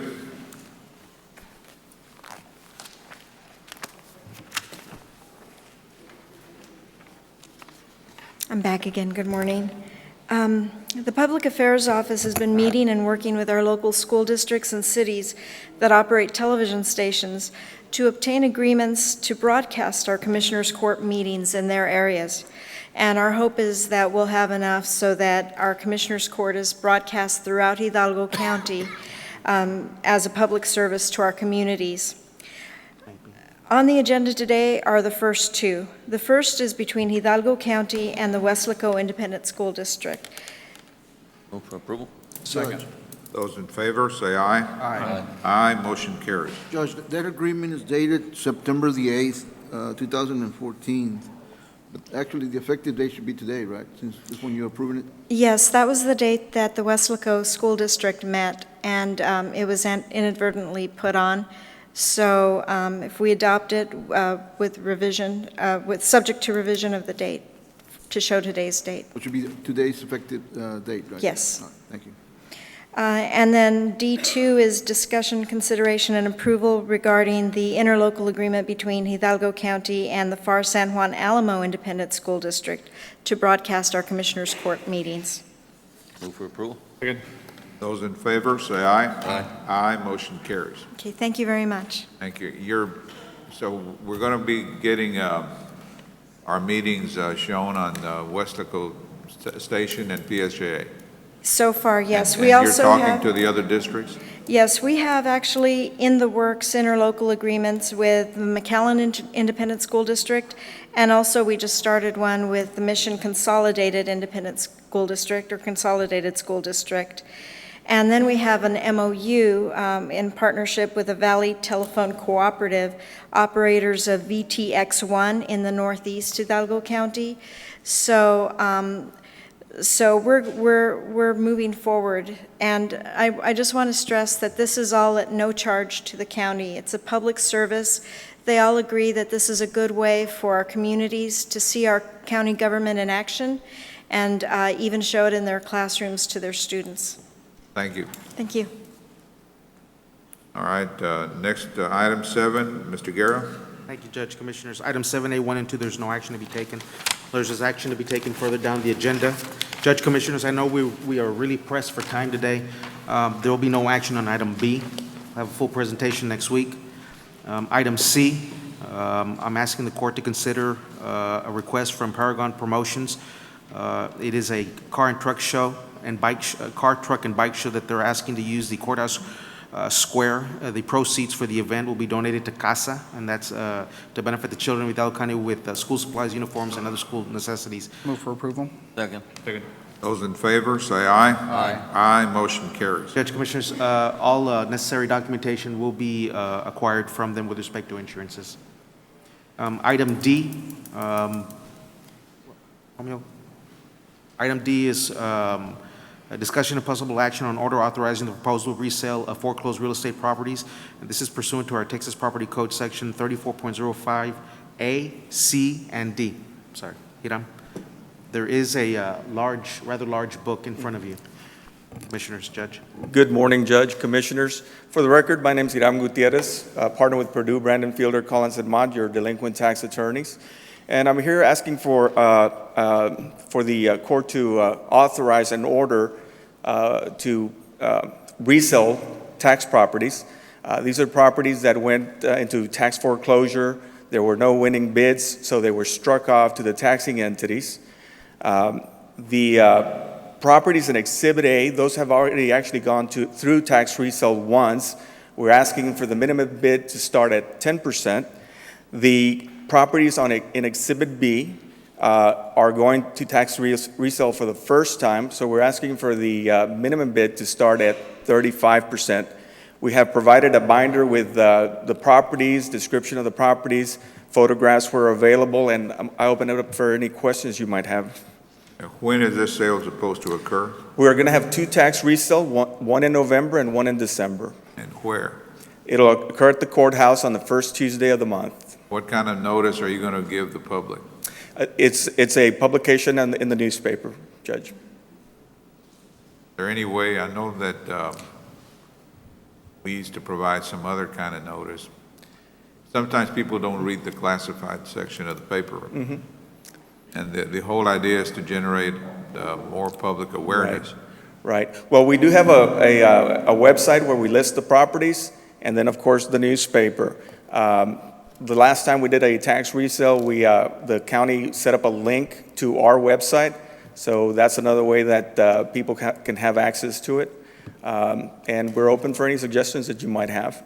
How many properties are involved? In all, it's 107 properties. And this is a resale. What about the first time around? How many were actually sold? Well, these are properties that, I'm not sure what the question is. These are properties that went to tax sale and were not sold at tax sale. I know, but there were some that were sold. How many were sold? Well, Your Honor, I'm trying to get an idea of how many people have, well, lost their property as a result of non-payment of taxes on a particular period of time. I don't have that information with me, Your Honor. I would have to look to every tax sale that we've had and how many properties were sold at that tax sale, how many were struck off. I'd have to look at this data. And Now, can you educate the community on redemption? Redemption, if a person, a taxpayer loses a property that is a homestead to tax foreclosure, they're allowed to redeem the property, that is, get the property back. If it's a struck-off property, all they have to pay is the taxes and the costs that are owed. If somebody bought it at tax sale, the taxpayer can redeem it. They have 2 years on homesteads and ag property. If they redeem it the first year, they have to pay what the buyer paid plus 25%. If they redeem it the second year, they have to pay what the buyer paid plus 50%. On other properties, vacant property, commercial property, et cetera, the taxpayer has 6 months to redeem the property. Thank you, sir. Yeah. Any? May I just say one last thing?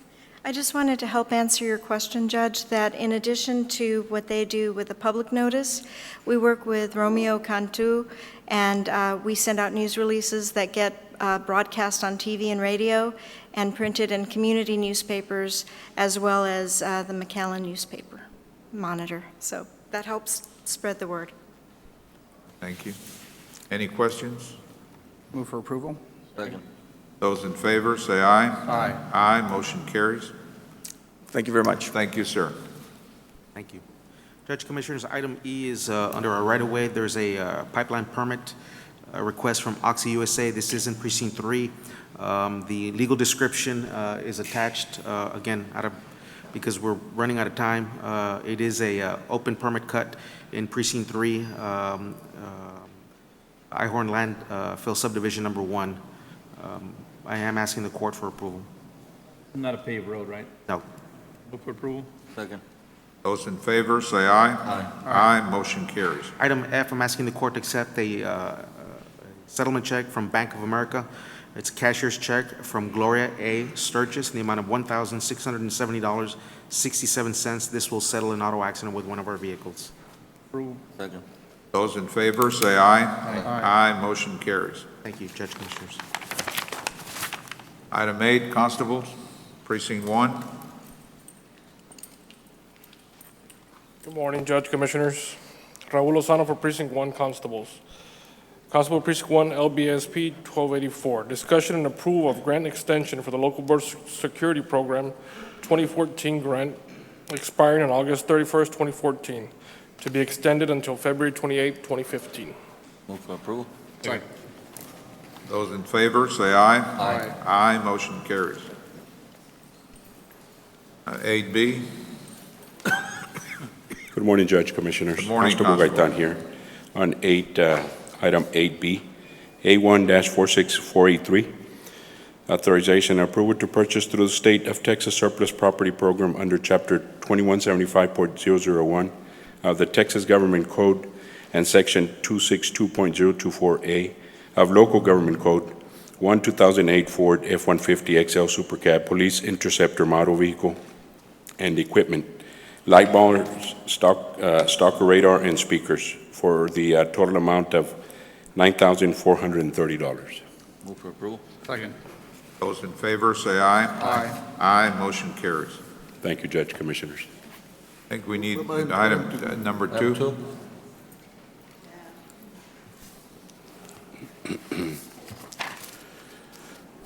Sorry, Judge Commissioners. Item B2, authorization for purchase department to process a requisition and issue a purchase order and county treasurers to cut a check made payable to Texas Facilities Commission after completion of county auditor's review and procedures.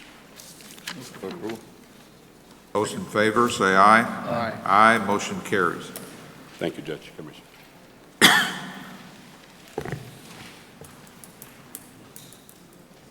Item 9, our Sheriff's Office. Hello, Judge Commissioners, Richard Ozuna, Sheriff's Office, Hidalgo County. On behalf of our Sheriff, Eddie Guerra. Under item A, Operation Stone Garden, the 1284, just authorization and approval to deobligate $6,000 of the Sheriff's Office Operation Stone Garden 2013 under the mileage funds to reallocate to the Constable Precinct 4. Approval. Second. Those in favor, say aye. Aye, motion carries. Under item B is the State Criminal Alien Assistance Program, the SCAP grant 1284, authorization and approval to accept the SCAP grant award for 2014 in the amount of $27,922. Move for approval. Second. Those in favor, say aye.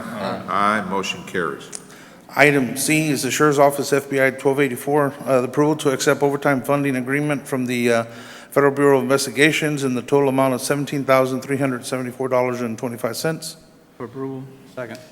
Those in favor, say aye. Aye, motion carries. Item number 2 is authorization to pay overtime reimbursable under the grant terms and conditions. Second. Those in favor, say aye. Aye, motion carries. Item number 3 is approval of certification of revenues as certified by our county auditor for the FY 2015 FBI overtime agreement. For approval. Second. Those in favor, say aye. Aye. Aye, motion carries. And under 4, under caption C, is the approval of the appropriation of funds in the total amount of $17,374.25. Move for approval. Second. Those in favor, say aye. Aye, motion carries. Item D is the approval of the Sheriff Constable fee schedule for the following year, 2015. Move for approval. Second. Those in favor, say aye. Aye. Aye, motion carries. Well, thank you very much. Thank you, sir. Item 11, our Fire Marshal's Office.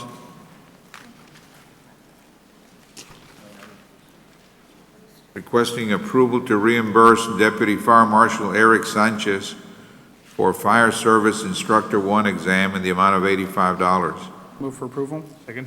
Those in favor, say aye. Aye. Aye, motion carries. And the next item, 11B, is to reimburse Deputy Fire Marshal Medardo Villarreal for the same exam in the amount of $85. Approval. Second. Those in favor, say aye. Aye. Aye, motion carries. Item 12, adult probation.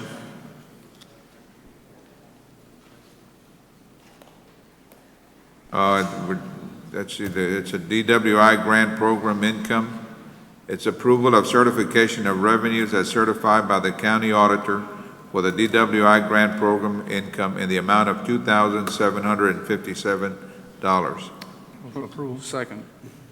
Those in favor say aye. Aye. Aye, motion carries, and it's approval of appropriation of that income in the total amount of $2,757. Approval. Second. Second. Those in favor say aye. Aye. Aye, motion carries. Item 13, Urban County. Good morning, Judge Commissioners. Good morning. Our first item on the agenda is requesting your approval to rescind action taken by Commissioners Court on November 26, 2013. Agenda item A1 41818, authorizing the county to negotiate a professional engineering services contract with Dulce Logistics. The only reason for this is that we have insufficient funding to do the water and sewer project at this time. And in action, right? Correct. Move for approval. Second. Those in favor say aye. Aye. Aye, motion carries. Item B is to conduct a public hearing to consider public comments for the Hidalgo County Urban County Consolidated Annual Performance and Evaluation Report known as the CAPER. This is the annual report that we need to submit to HUD before September 30th. And normally what we do is we advise the public as to what it is that we spent the previous year's funding. All right, at this time, we'll convene a public hearing to consider public comments on this Hidalgo County Urban County program. Okay. Is there anyone here who desires to make any comments, one way or the other, on this matter? Yes, ma'am. Morning again. This is just a general comment because sometimes we pay a whole lot of attention to federal programs. And I just really want to commend Diana Serna for always keeping us out of trouble. We've never gotten in trouble with Urban County for a long time. However, I think we got in trouble back when Edgar was here or something. But whatever. I'm just glad we have been smooth sailing. Thank you very much. Thank you, Ms. Townsend. At this time, we'll close the public hearing and proceed to item C, where we're going to be convening a public hearing to consider public comments for Hidalgo County Precinct Number 3's proposed budget and program amendment for FY 2005 through 2014. Yes, Judge, on this, the proposed amendment will delete and include new streets for Precinct 3. We'll amend the project description for the project at the City of Granjeno, which is known as a Park Improvement Project, delete water and sewer activities, and create a new public service for the City of Penitas. Is there anyone here that desires to speak in favor of or against, or any comment one way or the other? If not, then we will close the public hearing and proceed to item 2, C2. Thank you. C2 is requesting the approval of a budget and program amendment for Hidalgo County Precinct 3 for the fiscal years 2005 to 2014. Move for approval. Second. Those in favor, say aye. Aye. Aye, motion carries. Item G is requesting authorization to cancel a construction contract, materials observation and testing services contract with Robert Kistner Consultants that was executed in the amount of $6,306.85 for a water and sewer improvement project in the city of Weslaco. The project is 100% complete and no testing services were necessary. Move for approval. Second. Those in favor, say aye. Aye. Aye, motion carries. Item E is a request on behalf of the city of Edcouch, requesting the court's consideration and action to award and enter into a contract with the second lowest bidder, R&R Paving LLC, for the amount of $191,217.60. I would like to point out that this is a two-portion item. The first caption is a request on behalf of the city of Edcouch and not on behalf of the Urban County program. And I understand the auditor also has a concern on this. I was going to ask you here, why give it to the second bidder? This is what the city of Edcouch wanted to do, Commissioner. What is the argument? What are they saying? The argument, there's 3 letters here that were provided by the engineer. One said that the company that received the lowest responsible bid was known as a trucking company. A what? A trucking company. Uh-huh. When we pressed further, we were not provided with any reasoning at all on behalf of the city of Edcouch or the engineer as to what So would. They shouldn't be allowed to bid then if they're not going to award the bid. I'm sorry, who shouldn't be allowed to bid? I mean, you're talking about Edcouch Chelsea not giving it to the lowest bidder. That is their recommendation. But why? I cannot speak for them, Commissioner. What's the concern of the auditor? But I think, Do we have someone here?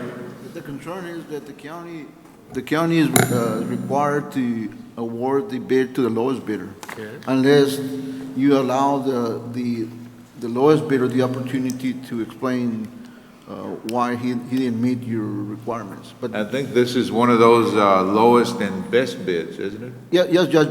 If you have a second lowest bidder, you have to allow the lowest bidder, number one lowest bidder, the opportunity to come in and explain or address the issues that you have. Well, I know we got a gentleman that stood up. I'm not sure why, but if it's related to this matter, can you come forward? Good morning, Judge Commissioners. Morning, sir. My name is Gustavo Rea. I am with Fulcrum Consulting Services. You're what? I'm with Fulcrum Consulting Services, the engineer on record for this project. Okay. We submitted a letter of recommendation for the second lowest bidder for R&R paving. We have a long working relationship and we've done many projects with R&R paving. The difference in the contracts is $3,000. We feel that R&R paving is the lowest responsible bidder. The city of Ed Couch has requested,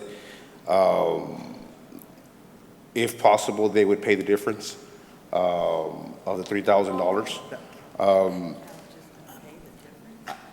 Our reasoning is we've worked with R&R paving for the past 20 years. 2GS has been in service for 2 years. R&R paving has been in service for 24 years. You know, it doesn't really matter to me. I'm going to do the right thing. Yes, sir. Diana, let's see what Diana's recommendation is on this. What's your recommendation on this? As always, Commissioner, we try to abide by state and local federal laws. Based on Local Government Code 2622, I would recommend that the Commissioners Court not award the contract, not approve it, item number 1, and then we go forward to item number 2. Before you make a motion, Joe, can we hear from Steve on the issue of legality? Well, legality is if you're not going to award the lowest bidder, you do have to have a hearing for the lowest bidder, have an opportunity to present why he should get the contract. And I have one other question for Ms. Serna. Ms. Serna, are you aware, have you done business before with the lowest bidder? Yes, sir, I have. And was that successful or was it not successful? In running through our financial reports, we were able to determine that we've done business with the lowest bidder at least 3 times in 2012 and 2013. One contract was within the city of Sullivan City for almost $500,000. One contract with the city of Progreso for a little less than $500,000, and a smaller project with a Colonia contract for $256,000. I'm sorry, the Sullivan City project was $271,000. They were all in good condition, no problems? I have not had any reports from my office regarding whether there's complaints regarding the work. They did complete the work on time. They were able to obtain payment and performance bonds that were required for our projects. We've had no concerns. There's a gentleman that stood up. I'm not sure if it's related to this. Yes, I am. Judge, Commissioners. Yes. I'm owner of 2GS, and once I saw on the agenda the project wanted to be awarded to the second lowest bidder, I also turned in letters of recommendation from Urban County itself, other entities like City of McAllen. I did my due diligence. I brought all the information that's needed for you all to make a better decision. Commissioner, any comments? Judge, my recommendation would be no action on number 1 and take action on number 2. What's number 2 on? Number 2 is the lowest bidder. Okay, Right, that's my motion then. Take no action on it. Okay. Number 2 happens to be no action on number 1, is that correct? No action on number 1 and go to number 2. Okay, item number 2 is on behalf of the Urban County Program and in compliance with County of Hidalgo procurement procedures and Texas Local Government Code 262, we are requesting consideration and action to award and enter into a construction contract with the lowest responsible bidder, 2GS LLC, for a street improvement project in the amount of $188,368 for the City of Ed Couch Street Improvement Project. We will like to point out that if we were to award this contract, we will ensure, but as is all our other contracts, to ensure that we have payment and performance bonds and insurance for these The projects. bonds in, everything's there. As soon as we have an award, we'll Move for proceed. approval. Second. We have a motion and a second. Those in favor, say aye. Aye. Aye, motion carries. Those opposed, same sign. Motion carries unanimously. Thank you. Item 13F is requesting authorization to remove the Advocacy Resource Center of Housing, also known as ARCH, a nonprofit organization participating in the Emergency Solutions Grant Program, from the 2015-2016 Annual Action Plan that was approved on May 5th of 2014. The nonprofit has informed the Urban County Program that they will not be able to utilize the funds as stated in their application. Therefore, we're requesting that they be removed and that we be allowed to proceed and advertise for the funding for another organization. Move for approval. Those in favor, say aye. Aye, motion carries. Our final item is the approval of a land acquisition of parcel number 16 for the Delta Area Connector East Lateral Project that is being funded through the General Land Office contract. For approval. Those in favor, say aye. Aye, motion carries. Thank you. Thank you, ma'am. Item 15, our Veterans Office. Good morning, Judge and Commissioners. My name is Mari Lumbreras from Hidalgo County Judge Ramon Garcia's office. On the agenda today is a resolution in support of advocating therapy as well as other medical treatments and therapy for TBI, traumatic brain injury, and post-traumatic stress disorder, PTSD. Here to receive this resolution is Mr. Emilio de los Santos III, Hidalgo County's Veteran Service Officer and Director. Thank you. Good morning, Judge and Commissioners. This morning, this resolution that is being submitted was initiated by a gentleman named Rainey Owens that had his grandson injured while in Afghanistan with TBI. Traumatic brain injury, also known as TBI, and post-traumatic stress disorder, which is PTSD, are signature wounds and are significant health issues for a large number of Texas veterans, approximately about 125 returning from service in Iraq and Afghanistan.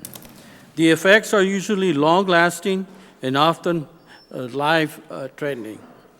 Beginning in 2007, VA implemented a mandatory TBI screening for all veterans assessing care in the VA system. The VA that served in combat operations and separated from active duty service after September 11, 2001.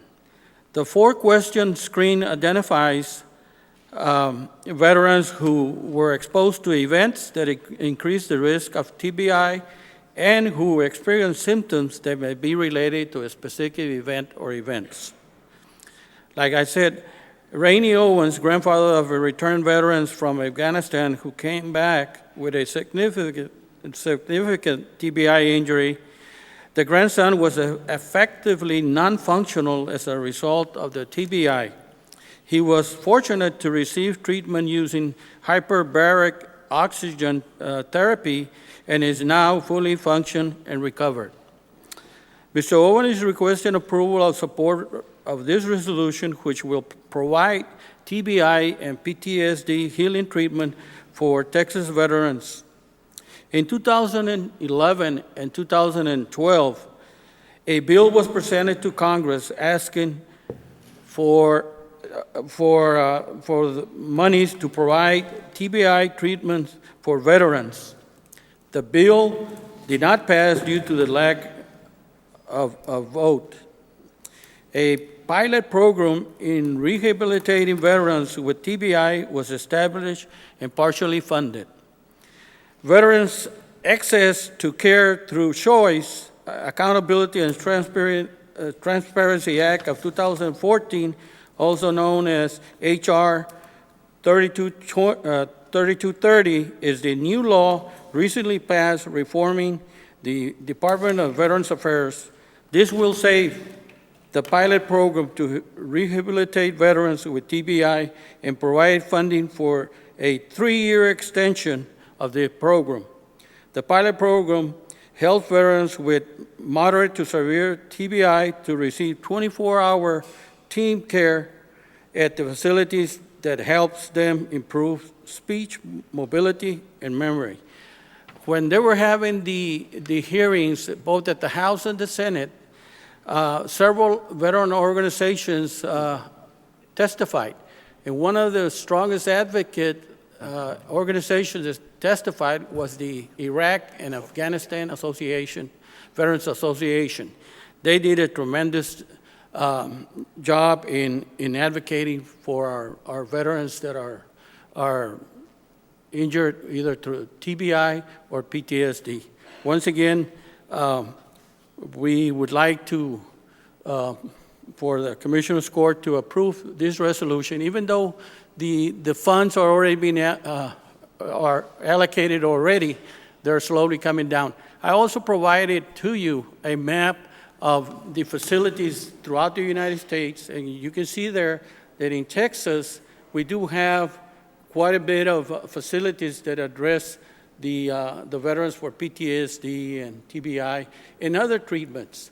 One of the probably largest facility is Brooks Army Hospital in San Antonio. That's the one that it's colored in red, if you notice that. That's where most of your severely wounded veterans come for treatment at Brooks Army Medical Hospital, which they have the facility, the Interpret facility. That's the state-of-the-art rehab facility that was donated by, or it was built by private funds, okay? And those of you that have been in the area of San Antonio, it's right adjacent to the Brooks Army Hospital. Once again, we would like to see if we could get this resolution approved. All right, need a motion to approve. Those in favor, say aye. Aye. Aye, motion carries unanimously. Thank you, sir. Thank you. We will be sending a copy to Mr. Rainey Owens, okay? Thank you, Emilio.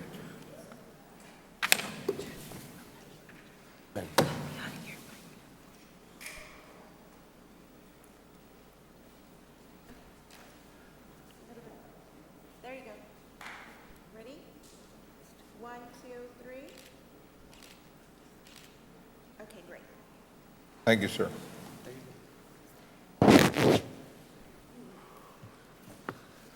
Aquí para que la firmen todos. All right, our Head Start program, item 16. Yes, good morning. Item A is the discussion and approval to submit the following 2015 budget application, the Department of Health and Human Services budget, and the Texas Department of Agriculture. Our budget is the same as 2014, $25,789,303. The TDA budget is $3,057,492, and our in-kind is $6,447,326. I don't know if you have any specific questions. The budget is approved for your review. Move for approval. Second.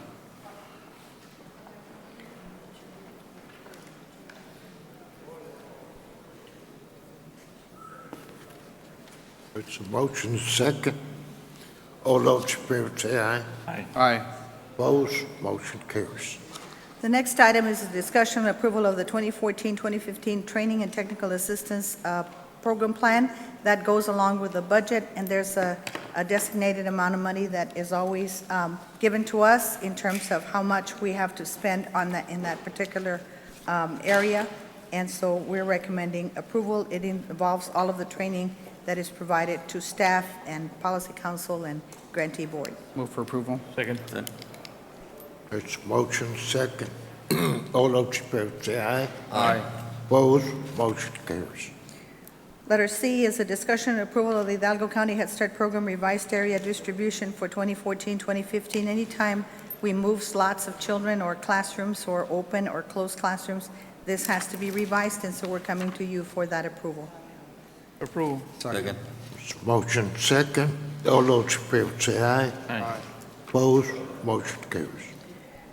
Item D is discussion, approval, and appointment of one community representative by each member of the Commissioners Court to serve on the Hidalgo County Head Start Policy Council for a one-year period according to Chapter 45 CFR Chapter 1304.50 B1-B7, beginning October 2014. It's there for your review, and it does show the different community members who have already served 3 years, and there are some that have served only 1 year. They can serve a maximum of 3, but every year it'll have to come to you for approval. If you're not ready to make a recommendation, I'll just put it in the agenda every Tuesday, every time until we get the person named. The person that is currently in place will remain there until the new one is named, okay? So I don't know if anybody's ready to make a recommendation. We need a motion for that?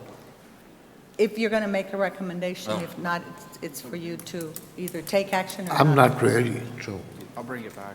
Okay. I don't have a name. Who's mine? Becky Villarreal? Oh, I can leave her in there, right? Yes, you can if you'd like to. Go ahead and leave her in there. Ms. Flores, which one is precinct 4? Precinct 4 has been, the term has expired. It's Judith Flores Saldivar, because she Okay. has already served 3 years, so you'll have to name a new person. Okay? What about precinct 2 and 1? Precinct 2 is Mr. Pete Garcia, and he has served 1 year, and so that person is eligible. Well, my recommendation is to reappoint him. Okay? So we have Mr. Move Pete for Garcia. approval on Yes. precinct 2 and precinct 3.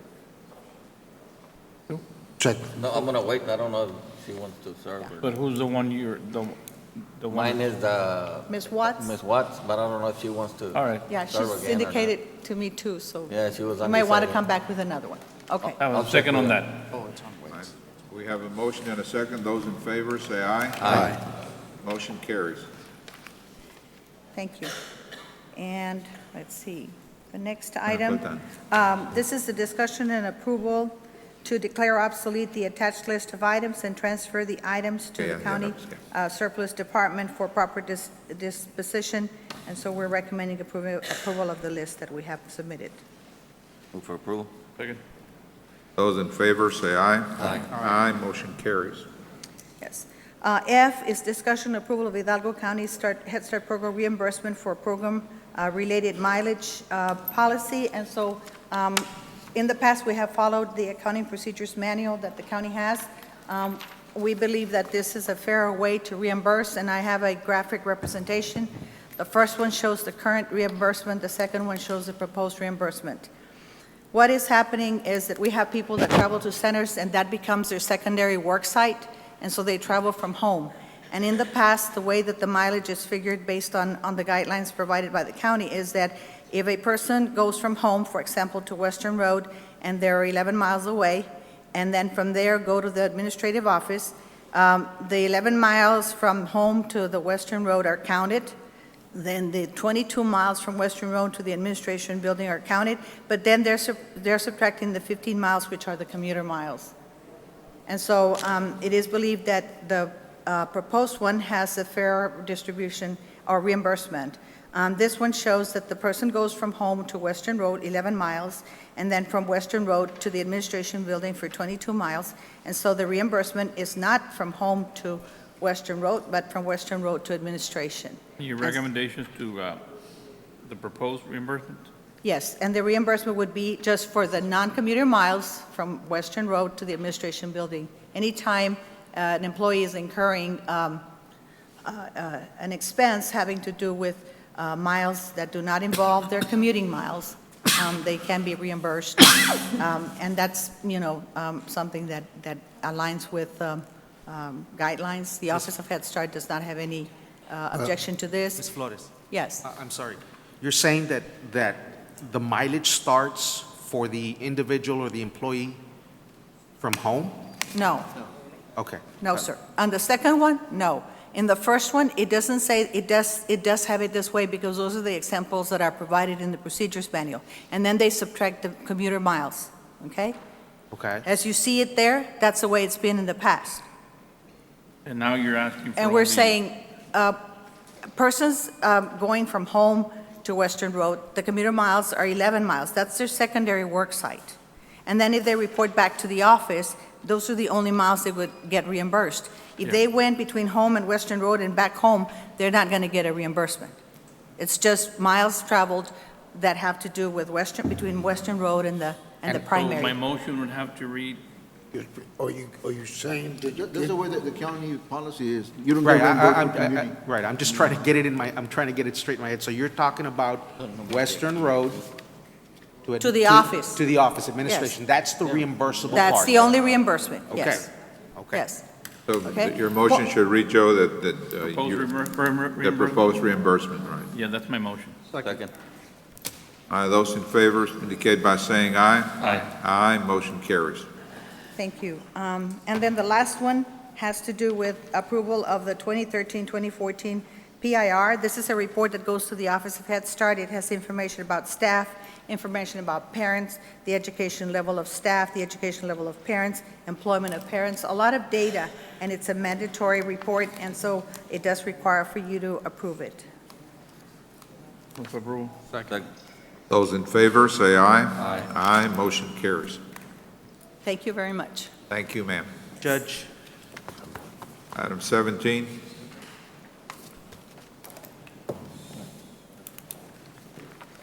Good morning, Judge, Commissioners. morning. Jennifer Nadvice from the Public Defender's Office Juvenile Section. I'm here on 17A1 requesting approval to accept the attached fiscal year 15 multi-year continued discretionary grant award number 212-25-D09 in the amount of $79,946 from the Texas Indigent Defense Commission for the period of October 1st, 2014 to September 30th, 2015. Move for approval. Second. Those in favor, say aye. Aye. Aye, motion carries. Number 2, approval of the certification of revenues as certified by the county auditor. Move for approval. Second. Can we do all five, all the balance? Judge, I would recommend 2 and 3 first, or 2 and 3 as a group. approval of item 2 and 3. Those in favor, say aye. Aye. Aye, motion carries. Number 4. Number 4, approval appropriation of grants in the amount of $79,946 and the local cash match in the amount of $202,218. Move for approval of 4 Well, and 5. Valde, Yes, sir. on this, is this for how long a period? 1 year or? Sergio, do you remember the length of the The grant? of the grant? It's a 4-year grant? This is for the 4th year. For the Right. fourth. Funding is for 1 year. This, the one you're approving here. Yeah, it's a 4-year grant, yeah. Right, fiscal year 15. Fiscal year 15. So the total then would be, 808,000 or what? yeah, No. No. What did it be, Steve? 79,000. No, I think this grant, it's phased out after so many, I guess after the 4th year. Yeah. Right. Yes. so for 4 years, we're committed 202,000 a year. No, I think every year the state portion is reduced and the county portion goes up until you get 0 from the state and all be funded by the county every year. It This- started you know. off at 80% from the state, 20 from 80, the county, 20, and and then has gone down and gone up by the county every year. Eventually, the county will pick up the grant for the program. All right. Estamos aprobando esto. 202 times 4. Right. I know it's a lot of money, but it's needed. For 17,000.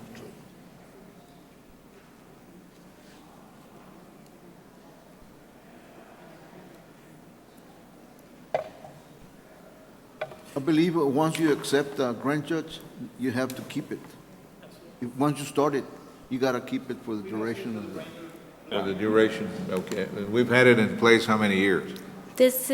We're in our 3rd year. This will be the 4th year. Okay. All right, those in favor? Say aye. The motion to approve item number 17A4 And 5. and 5 indicate by saying aye. Aye. Aye, motion carries. Thank you. Judge, Commissioners, I would recommend to the court that we recess as the city commission meeting will start very shortly in the next few minutes, that we recess till 3 o'clock. Well, is there a way for us to handle the executive items at least? If, Which You one? want to take care of executive while we're back here and then we'll reconvene at 3? Or just wait till 3? I'll do whatever you guys want to do. I'm available. Whatever the majority wants. Judge, can we take one item in executive real quick? It'll be a real quick item. All right. At this time, we're going to proceed pursuant to Section 551, 071, 072, and 074. Need a motion to proceed to executive session. Move for approval. Valerie. Those in favor, say aye. Aye. Aye, motion carries.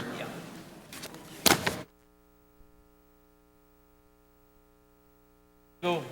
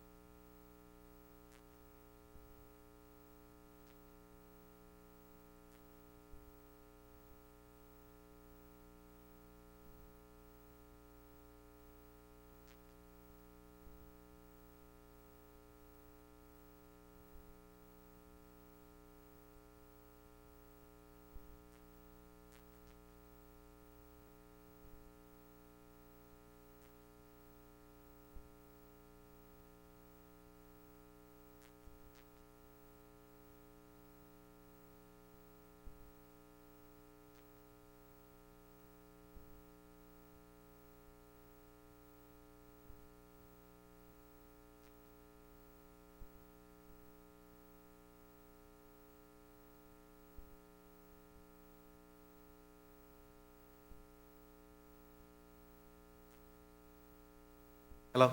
Judge, Commissioners, with Yes, that being said, then, Judge, I would ask the court entertain a motion to recess Commissioners' Court until 3 o'clock today. And we will reconvene at 3 o'clock. So move. Second. All right, those in favor, say aye. Aye. We will be, motion carries. We'll see all of you here at 3 o'clock. Okay, so we are in recess. Thank you.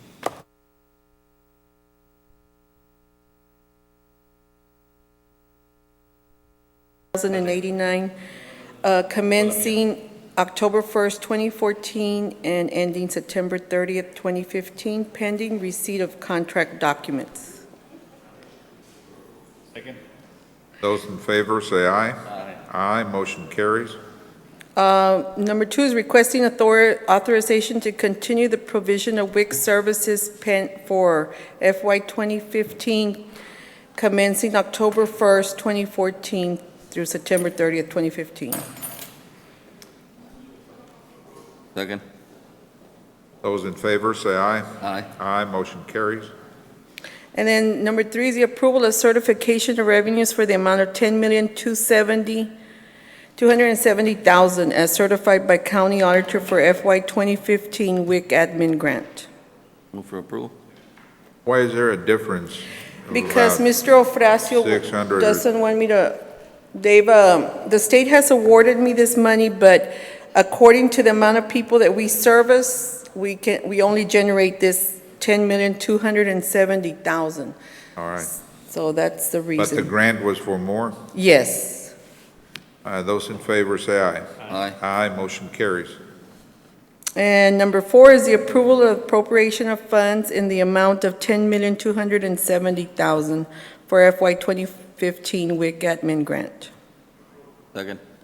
Those in favor, say aye. Aye. Aye, motion carries. Number 5 is the approval of the following personnel actions. It's to delete 13 vacant positions. Do I have to go through each slot number, Valde, or not? Now, yeah, as per the agenda, there we'll note the deletions and the 2 creations. And 2 creations, yes. Move for approval. Those in favor, say aye. Aye. Aye, motion carries. And 6, approval of the FY admin salary schedule. Move for approval. Those in favor, say aye. Aye. Aye, motion carries. Can we cover 5 at a time? Yeah, can we? Keep. Let me read them.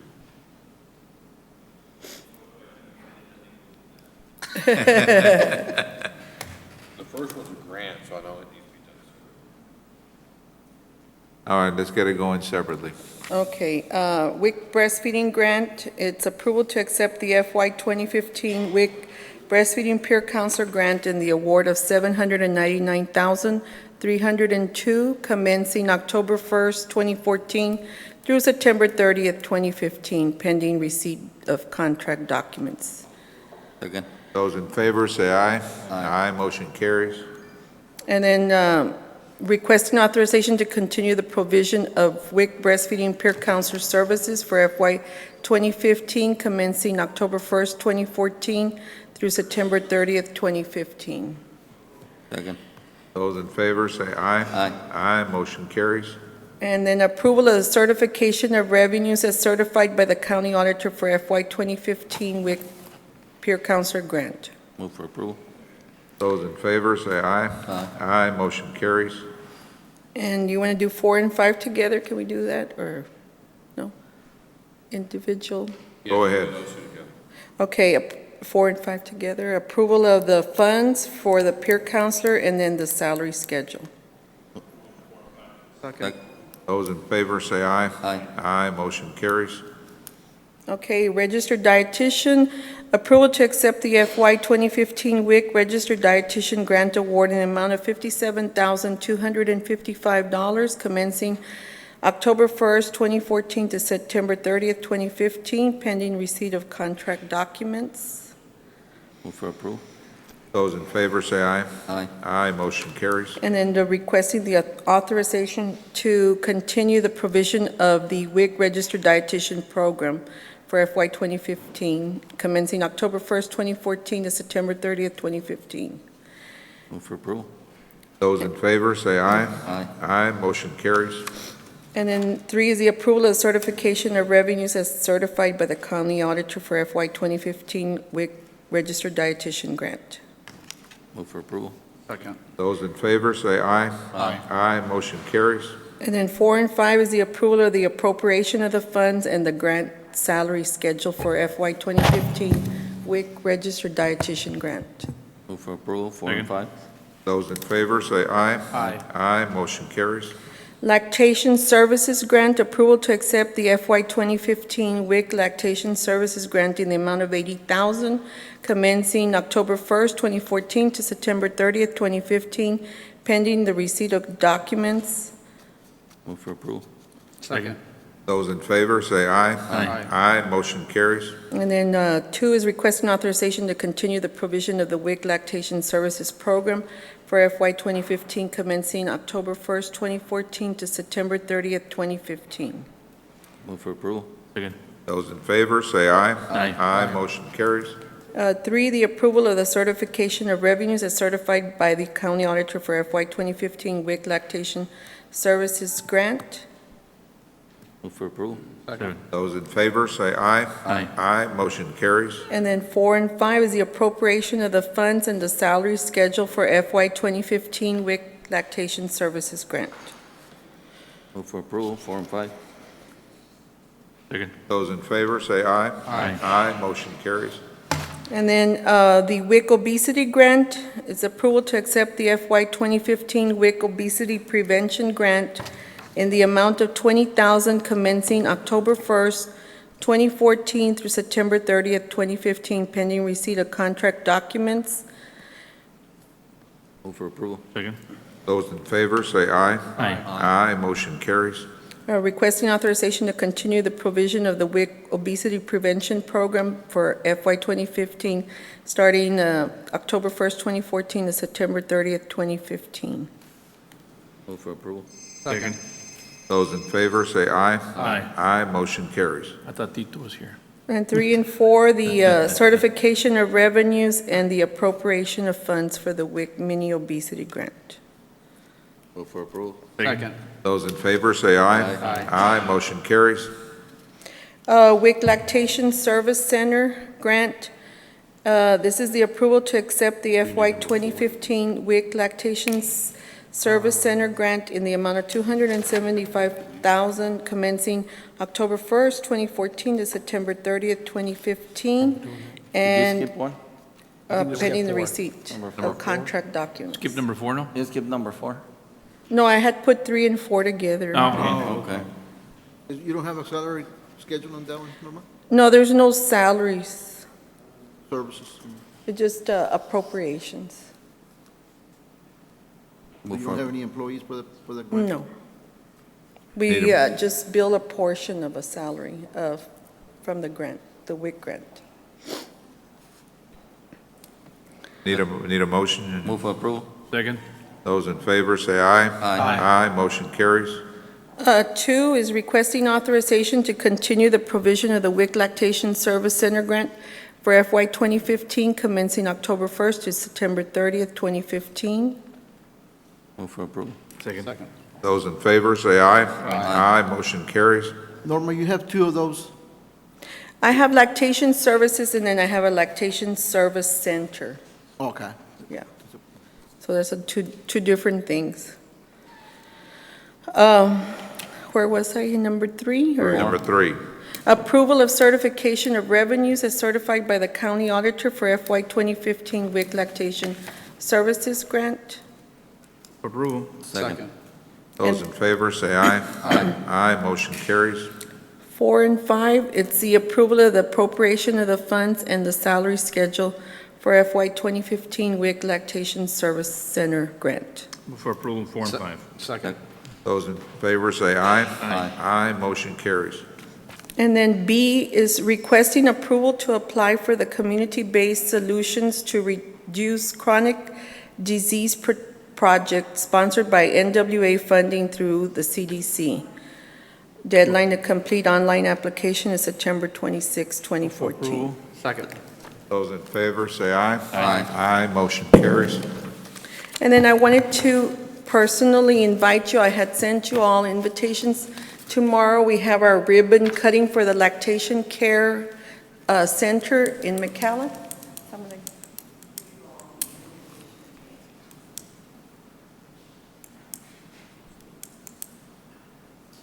Thank you. Bingo. You gonna go, Mingo? Take Marcus. You can hold hands. And that's it, thank you. All right, thank you. Item 19, Colonia Program.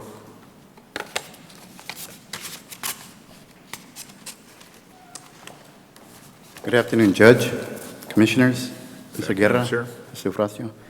My name is John Paul Lugo, with the Colonia Access Program.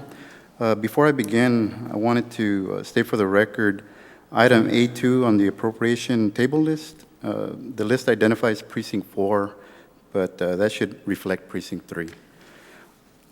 Item A1, approval to deobligate $1,516,747.90 from Third Call Border Colonia Fund 312. Move for approval. Second. We have a motion and a second. All in favor, say aye. Aye. Aye. Motion carries. Item A2, approval to appropriate $1,516,747.90 into Third Call Border Colonia Fund 1312 for the following precincts in relation to Round 3 Colonia projects.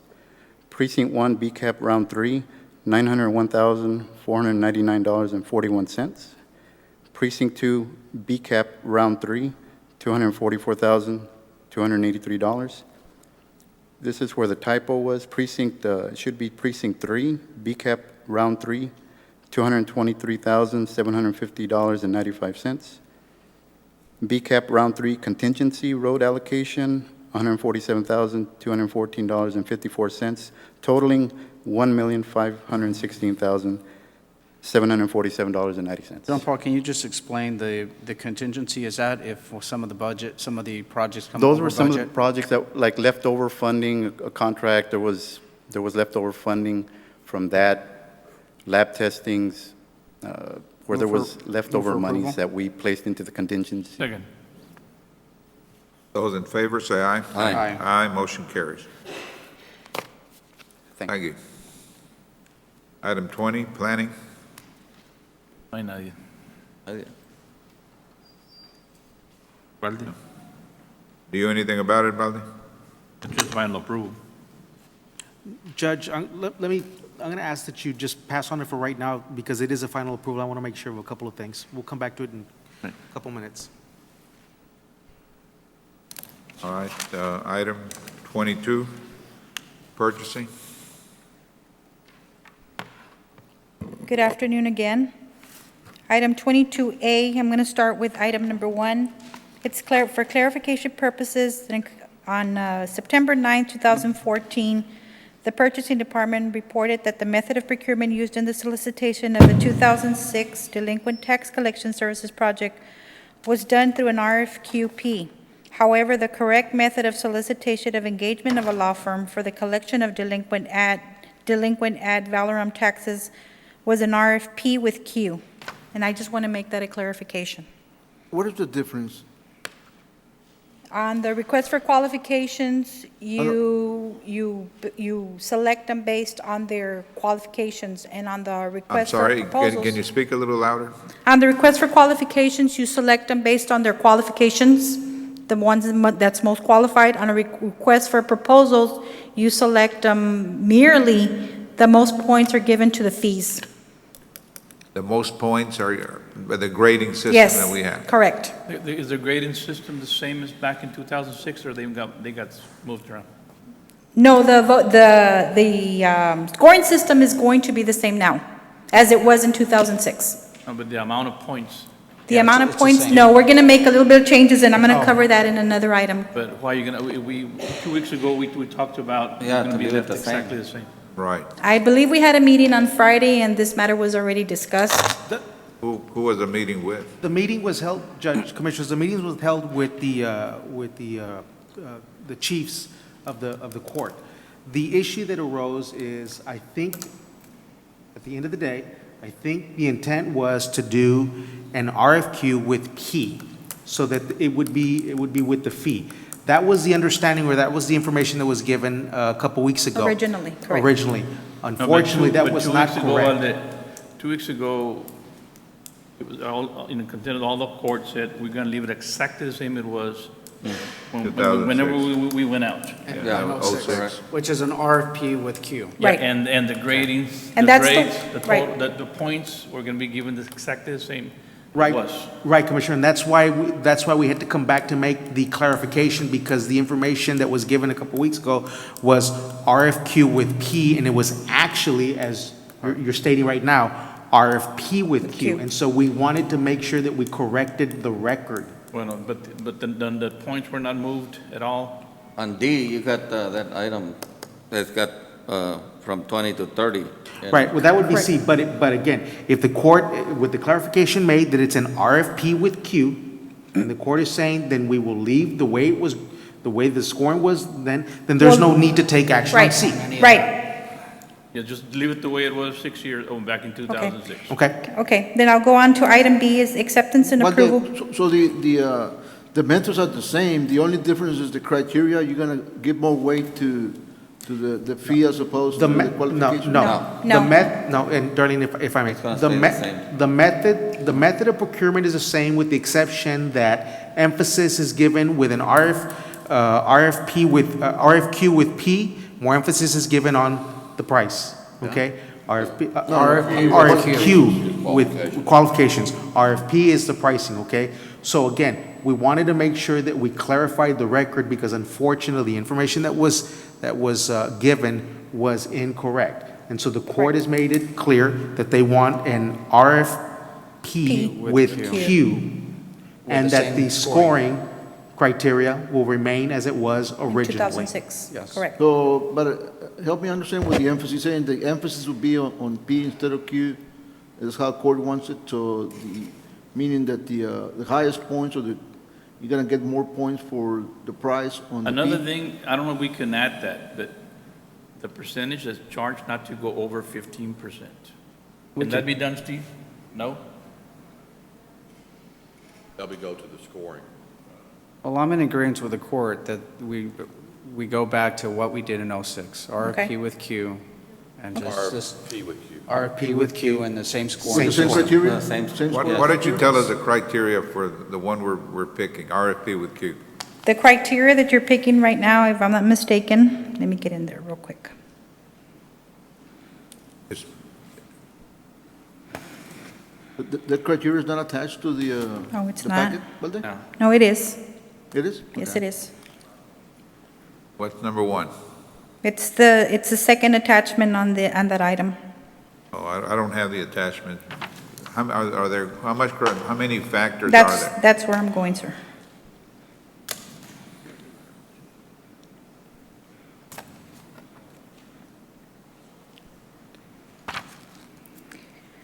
Right now, the packet that's on the agenda right now is pursuant to the discussion that took place on Friday, this past Friday. We have, number one is firm qualifications and experience, 15 points. Firm abilities to commit resources, 20 points. Methodology is 20 points. Understanding of the project is 15 points. And proposed fee is 30 points. In 2006, all of those were 20 points. All of those were All what? those points were 20, all those criterias were 20 points So that's across. what we're going to do, all of them are going to be 20? Yes. Yes. All 20. Yes, sir. Those 5 items, each one is Each 20? category, I'm sorry, Yes. 20 points. Each category is going to be 20, to equal to 100. But the commissioner said that you wanted 40 points on price. No. As long as it is exactly the same it was in 2006. The way- That's what the yes. court had approved 2 weeks ago. So it's 5 items at 20 points each? Yes, sir. That's the way it was in 2006. All the 5 items were given the exact same scores, 20 points. So that emphasis thing doesn't matter, right? That you're going to put emphasis on one over the other. I mean, you got 5 items at 20 points each. No, it's different. I'm sorry? It's different. An RFQ with P is more on qualifications. That's where your scoring is.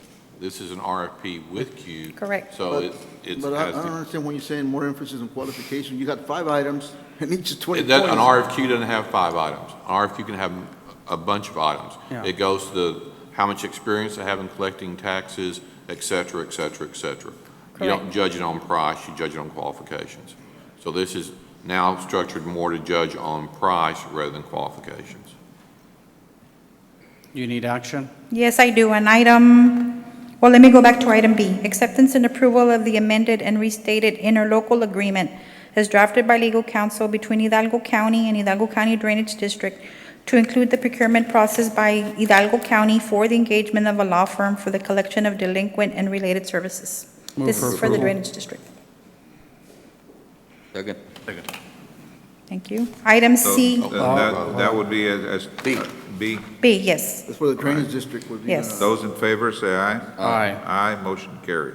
Now, item C is directed by Commissioners Court on September the 9th, acceptance and approval of the updated 2006 version of the request for proposals with qualifications procurement packet, including the entire packet, and B, the selection criteria for engagement of legal services for the collection of the delinquent ad valorem taxes. But as you stated, Commissioner Flores, Commissioner Palacios, we'd like to keep it as the original 2006. That's what she's making. Move for approval? Second.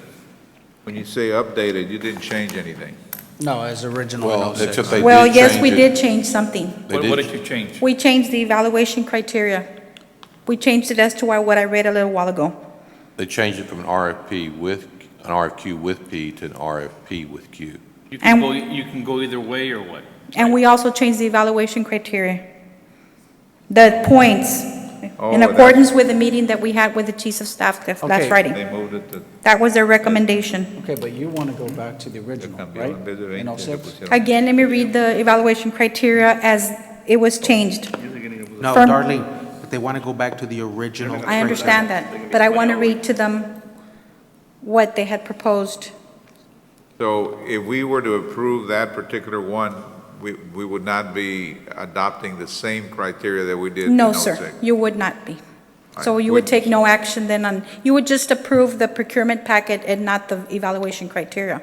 You would say that you would want to continue with the original 2006 evaluation criteria. Can they approve it, Steve, with that? No, that's not what we want. The criteria they're going to be utilizing is the one that was utilized in 2006? I was going to suggest a motion. Wait a minute, Steve, hold on. Okay. What is it? Instead of 20, they got 15. No, but we said it was gonna be 5.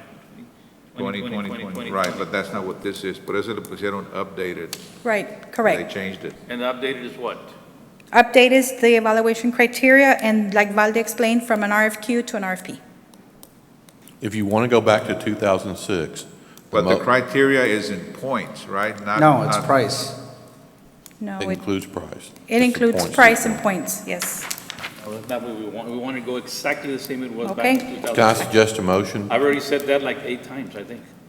Yes, sir. And all of us I have understood agreed. it. I just wanted Why to, don't you tell us which one we need to vote on? okay. That will give us exactly what we did Judge, back in '06. Commissioners, Steve has a. can I suggest a motion that the criteria in the RFP with Q be identical to the criteria used in the 2006 solicitation? Motion, that's my motion. Okay. What we wanted, right? That's it. Okay. I'm lost now. Second? So am I. I'm lost too. Is that the right one? Yes. Those in Okay. favor, say aye. Aye. So we're, Aye, motion carries. so we're going to take no action on item D because On we're not D, going to yeah. amend. No Right. action on D. And No. we voted on the motion that was Correct. stated by Mr. Crane. Okay. And item E is restating. Item D is again no action because we're going to keep it as it was in 2006.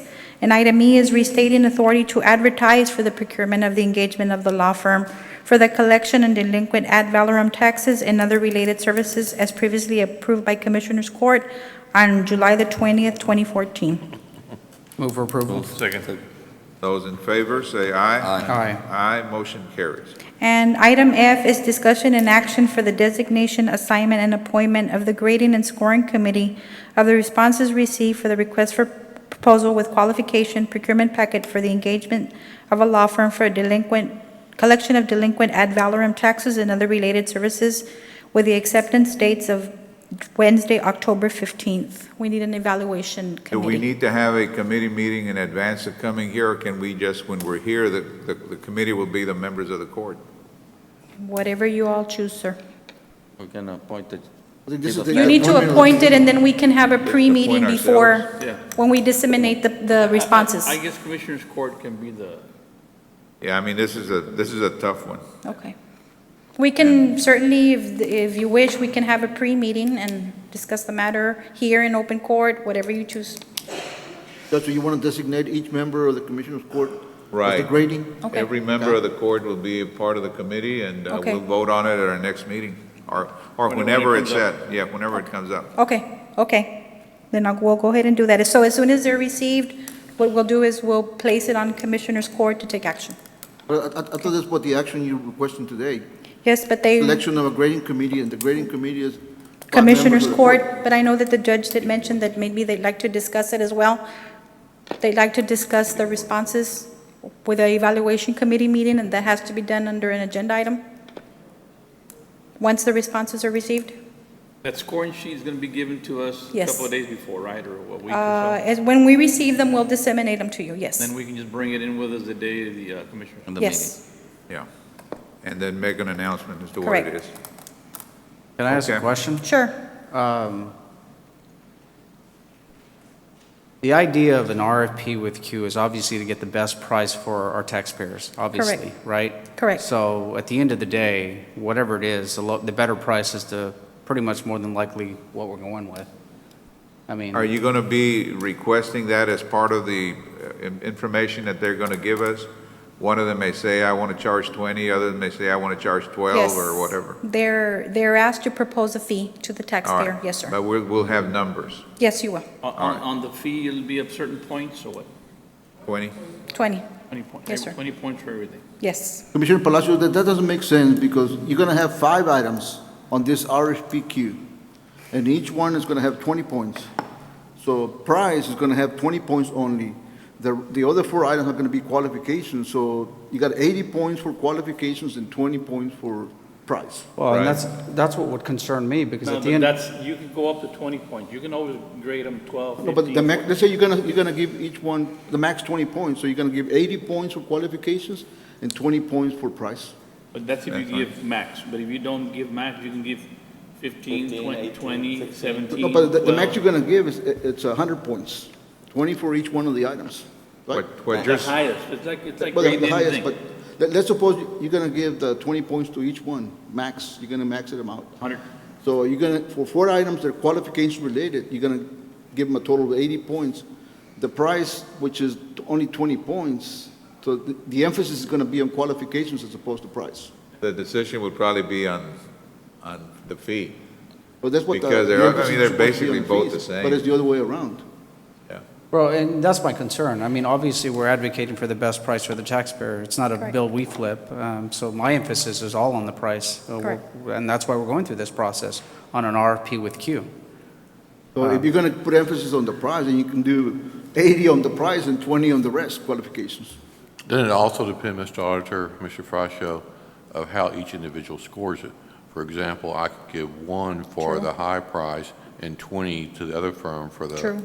other firms for a better price. It's just like grading those contracts for testing or whatever. Some come in with a 98, some come in with 90, some come in with 70s. Well, You know, it Well, depends. my fear is going to be the fact that the point structure skews it to a higher price, then we have to be accountable to the general public why we voted on something that of a higher price when a lower price was offered, just because of scoring grid. That's what concerns me.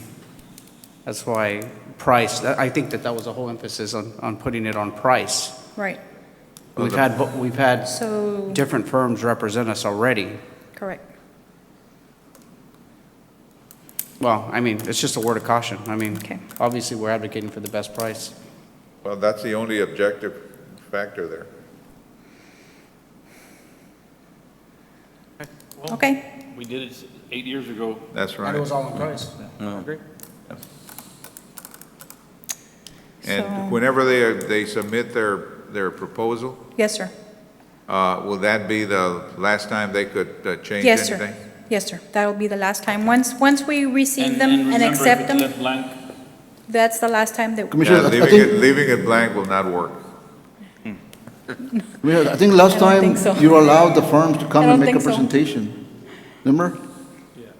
So is that gonna be the same this time or not? I think we had both firms already represent us. We could give No, them no, like. no, but they came before the Commissioner's Court. I remember they came And in made a case. and gave a presentation, each firm, and then while one was given one, the other one walked out. Remember? They were graded, plus oral presentation was part of the overall packet. Well, all she has to do is go back to 2006 and do it exactly the same it was. What was done, yeah? And we already have Right, the way we're going to grade them, the 5 factors we're going to look Correct. at, the amount of points we can give up to 20 in each. correct. All right, But is it clear that it's gonna be exactly? I guess that's what you want? yes. That's what we That's what they want. I mean, I've said it over 9 times now. Exactly the way it was. Did we vote on F already, the designation committee? Oh, We voted on F already, the designation committee? It's all the members of the court? Members of the Yeah. court. Okay. I don't know. We don't have a motion for that yet. For the court to be the. Right. Design- Yes. We'll do it again. Okay. That's my motion. I need to get back to the court about deferring my appointment, whether or not I'm going to appoint somebody. I need to clarify some stuff with Steve. Okay. So, That's right, because I remember back in 2009 or 2008, we had a yeah. little something, we passed something to Commissioner's Court. Oh, you're saying you might have to abstain, Commissioner? Huh? I don't know yet. I'm going to get legal Okay. on it real quick, but I can get back with the court. I Okay. mean, we're going to be here next week anyway.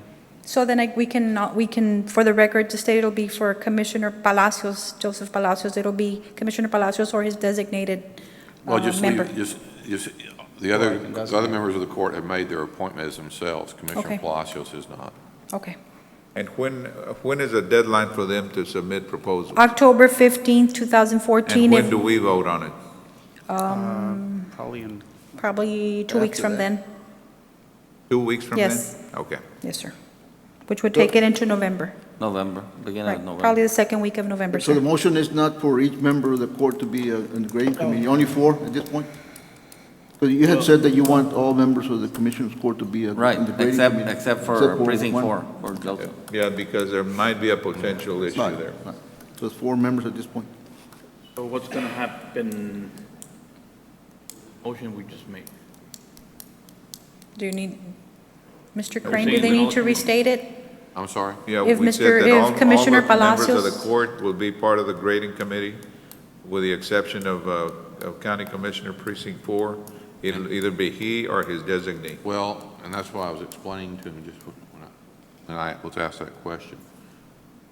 You're going to be acting as a body, and 4 Right. of you have appointed yourselves as a grading committee.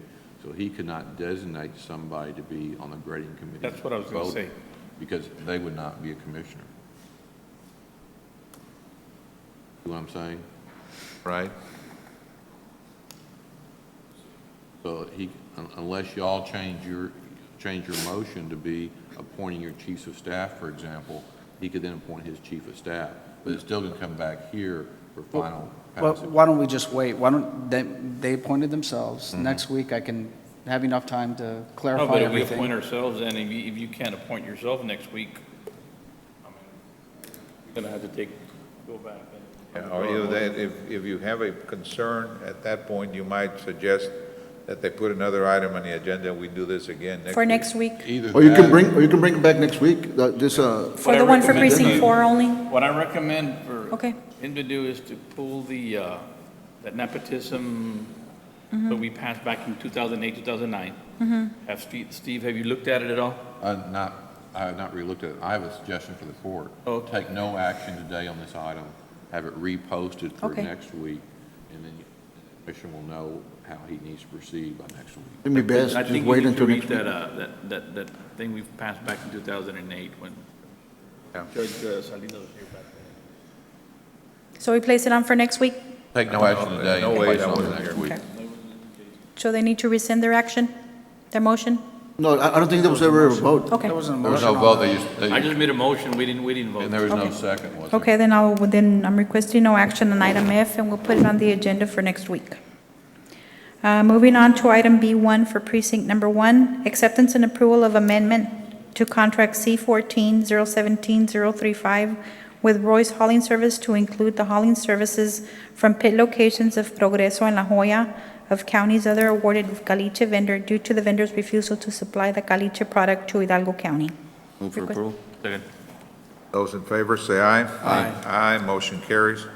Item number 2 is requesting authority to advertise of an RFP, plans and specifications developed by project engineer Raul Cecin, Hidalgo County Planning Department, Hidalgo County Precinct 1 Sioux Road Paving and Drainage Improvements Project from Tower Road to Valverde Road, project number 2014-362-1015 MSS. Move for approval. Second. Those in favor, say aye. Aye. Aye, motion carries. Item C for precinct number 2-1 is requesting approval of supplemental agreement number 1 for Robert Kistner, contract C13-351-1021, resulting in a revision of the project limits from city limits to I Road to First Street to I Road with an estimated cost increase of the dollar amount for services under work authorization number 10 for precinct 2 Owasso Road project. Move for approval. Second. Those in favor, say aye. Aye. Aye, motion carries. Item number 2 is approval to purchase herein listed heavy equipment through the county's member in participation with NJPA contract awarded vendor in the amount quoted, including delivery and administration fees, not to exceed $132,150.73 for one 2014 Cat Model CT 660 dump truck from Holt, Texas. Move for approval. Second. Those in favor, say aye. Aye. Aye, motion carries. Darlene, on C1, there was no specified dollar amount was included in the work, in the, Item what, sir? I'm sorry? C1, you're saying the cost increase of the dollar sign. There is no specified dollar amount. So What is that? there's no increase? Let me check.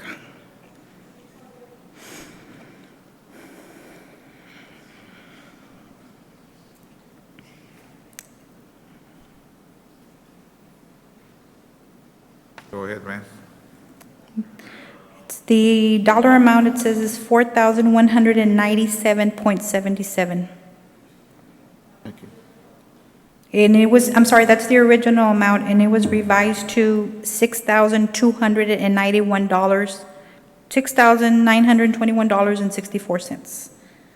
Revised to $6,921.64.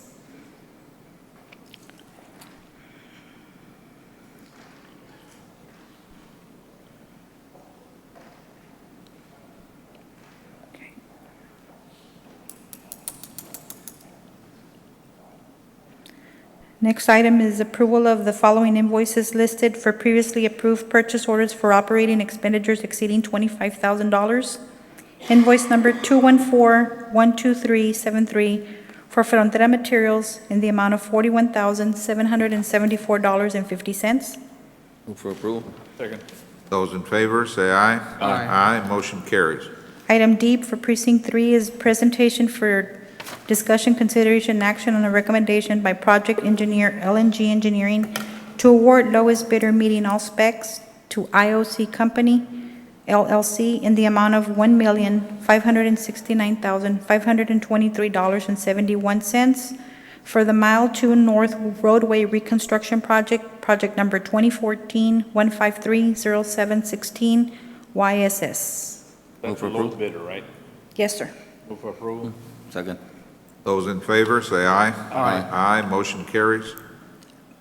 Item E for Precinct 4 is number 1, discussion and possible approval of real property exchange closing documents in accordance with the order confirming sale approved by Commissioners Court on AI 45878 presented on August 25th with Guerra Brothers Master Partnership.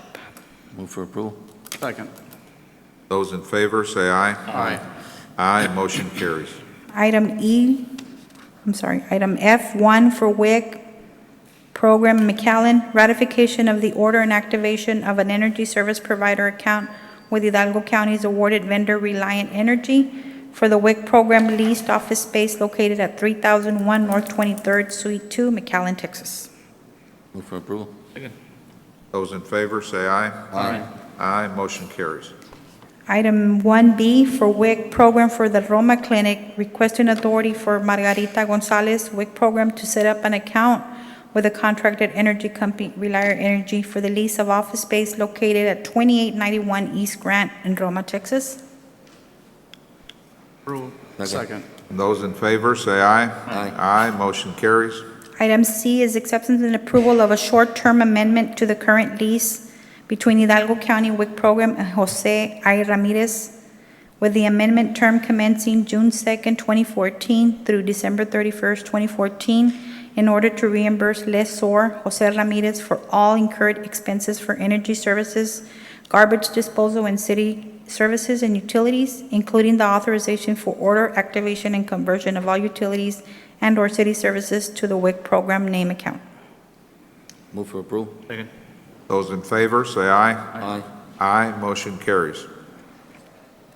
And item D is approval, acceptance and approval of all invoices from June 2014 to December 2014 for the reimbursement of the following utility expenses to lessor Jose Ramirez, including but not limited to R Energy, City of Roma, Garbage Collection Company, with authority to issue reimbursement. Move for approval. Second. Those in favor, say aye. Aye. Aye, motion carries. Item G1 for facilities management is requesting approval to exercise Hidalgo County's authority to terminate the contract with Lofkin Equipment Company for the service and repair and/or maintenance of county generators by issuing a 30-day notice, termination notice, as stipulated in contract number C11-297-0313. Move for approval. Second. Those in favor, say aye. Aye. Aye, motion carries. Judge, Commissioners, if you wouldn't mind, can we go back to item E1? And if we could have another motion to authorize the judge to sign those closing documents. Make that motion. So move. Second. Those in That's on favor? E1? E1. Those in favor, say aye. Aye. Aye, motion carries. And item H will be, presentation will be made by Mr. Gary Looney.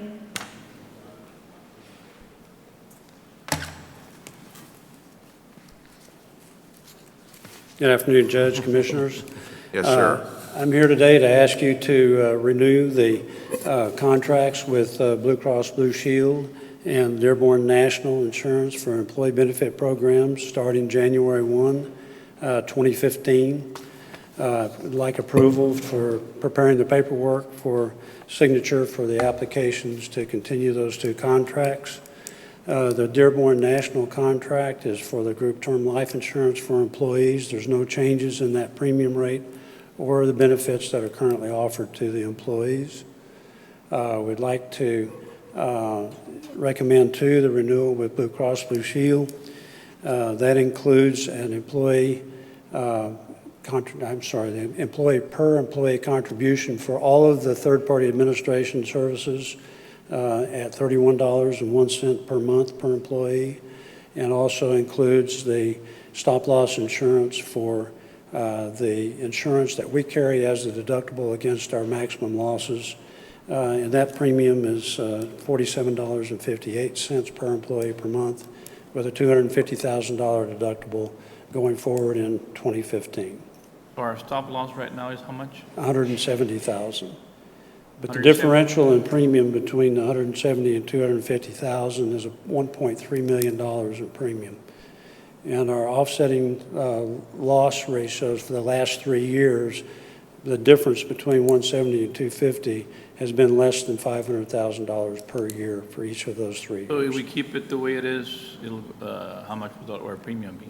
If you kept it the way it is, it'd be 3.355 million. So it'll go up like 100%? For the 170,000. For the 250,000, the premium is 2.15 million. And take a rocket science to figure it out. Go up on the stop loss. Yes.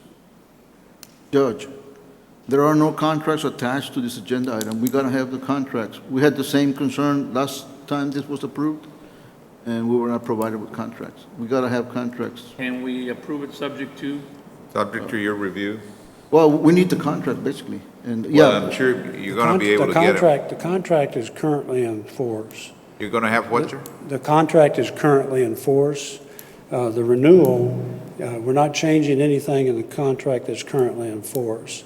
The application is for the increase in premium that applies to the actual billing statements that the county receives.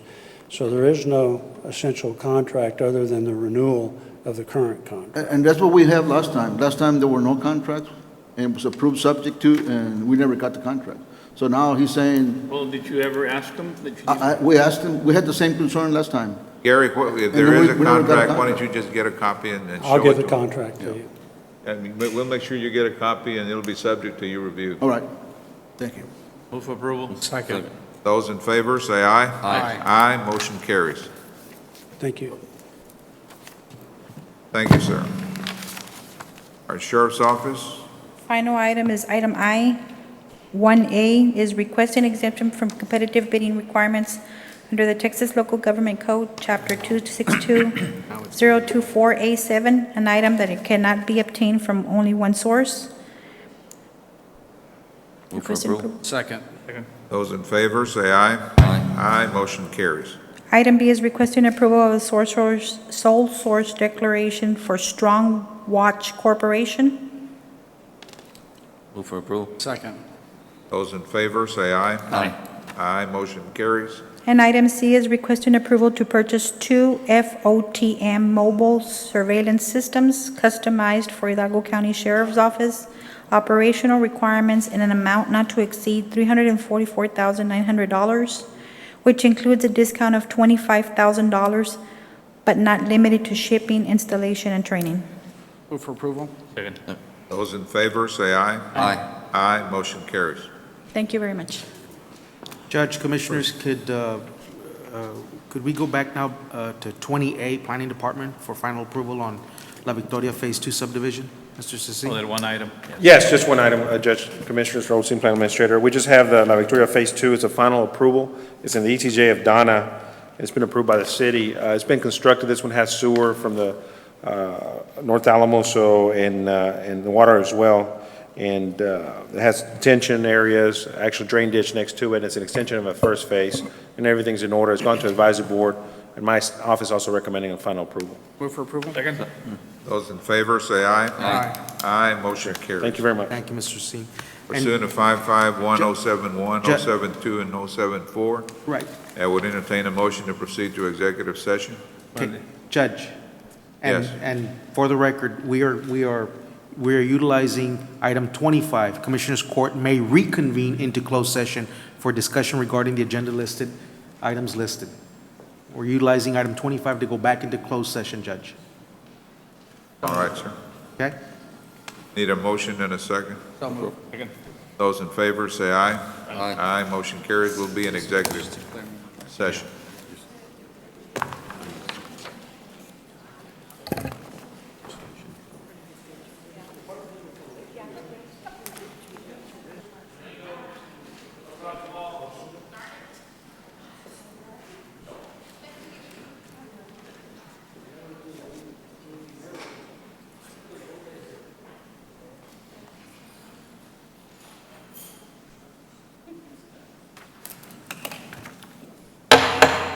All right, it's 5 o'clock. We're now back in open session.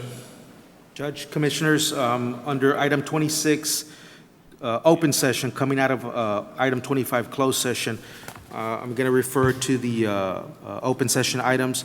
No action, real estate acquisition. Pending potential, no action. Item C, evaluation, Hidalgo County Executive Officer, no action.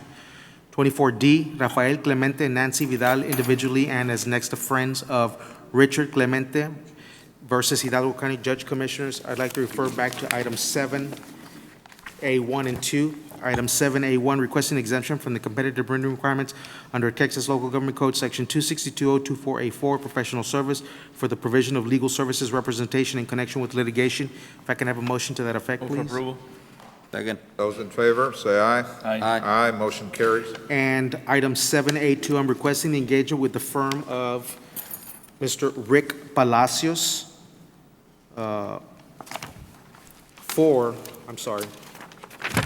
What's the name of the firm? Rick Palacios. Is that the firm name, or is that? No, that's the attorney, It's Palacios, Garza, and Thompson. Pala- For the thank you. record, I'm abstaining. Palacios Yeah, Garza I think you need to Thompson. bring a form in where you can sign it. Yes, Monica, please. Palacios Garza and what? Thompson. Palacios, Garza, and Thompson. Thompson. And this will be for the, LLP. thank you, Commissioner. This will be for the provision of legal services representation in connection with litigation and authority to submit a letter of engagement. 24D, right? Yes, that was, Got 24, but you said 25. I don't see 25 in here. It's actually 24. it's 24D. If I could have a motion to that effect? Move for approval. Second. Those in favor, say aye. Aye. Aye, motion carries, one abstention. 24E. Commissioner Palacios, Precinct 4, abstaining. 24E CL 143390B, Araceli D. Anda versus Hidalgo County Constable Precinct 2, Martin Catu, Juan J. Ramos, DBA, Elvira Warehouse. Judge Commissioners, again, I'd like to refer back to items 7A1 and 2. 7A1, requesting exemption from competitive bidding requirements under the Texas Local Government Code, Section 262.024A4, professional service for the provision of legal services representation in connection with litigation. Can I have a motion to that effect? We need a motion. Motion. Move for approval. Second. Those in favor, say aye. Aye. Aye, motion carries. Item 7A2, I'm requesting engagement with the firm of Preston Henriksen for the provision of legal services representation in connection with litigation and authority to submit a letter of engagement. Move for approval. Second. Those in favor, say aye. Aye. Aye, motion carries. And that was, Mr. Ufrasio, specifically for item 24E. And I do want to place on the record that he will be representing the County of Hidalgo and its representatives and will not be representing Juan J. Ramos, DBA, Elvira Warehouse. So he be representing Just the Hidalgo County of County Hidalgo Constable and its, Precinct 2? and its representatives, yes, sir. That's it. And One more. 24F, I believe the court earlier, there was a no action at this time. We'll bring that one more. No, on 24F, it was proceed as directed. Yeah, I'm sorry, proceed as directed, yes. And Mireles, And 24G, claim of Elizabeth Mireles, Judge Commissioners, I'd like settlement authority to make an offer in the amount of $480.29. Move for approval. Second. those in favor, say aye. Aye. Aye, motion carries. And that That's is all we it. have today, Judge Commissioners. Move to adjourn. Second. Those in favor, say aye. Aye. Aye, motion carries. Thank you, gentlemen.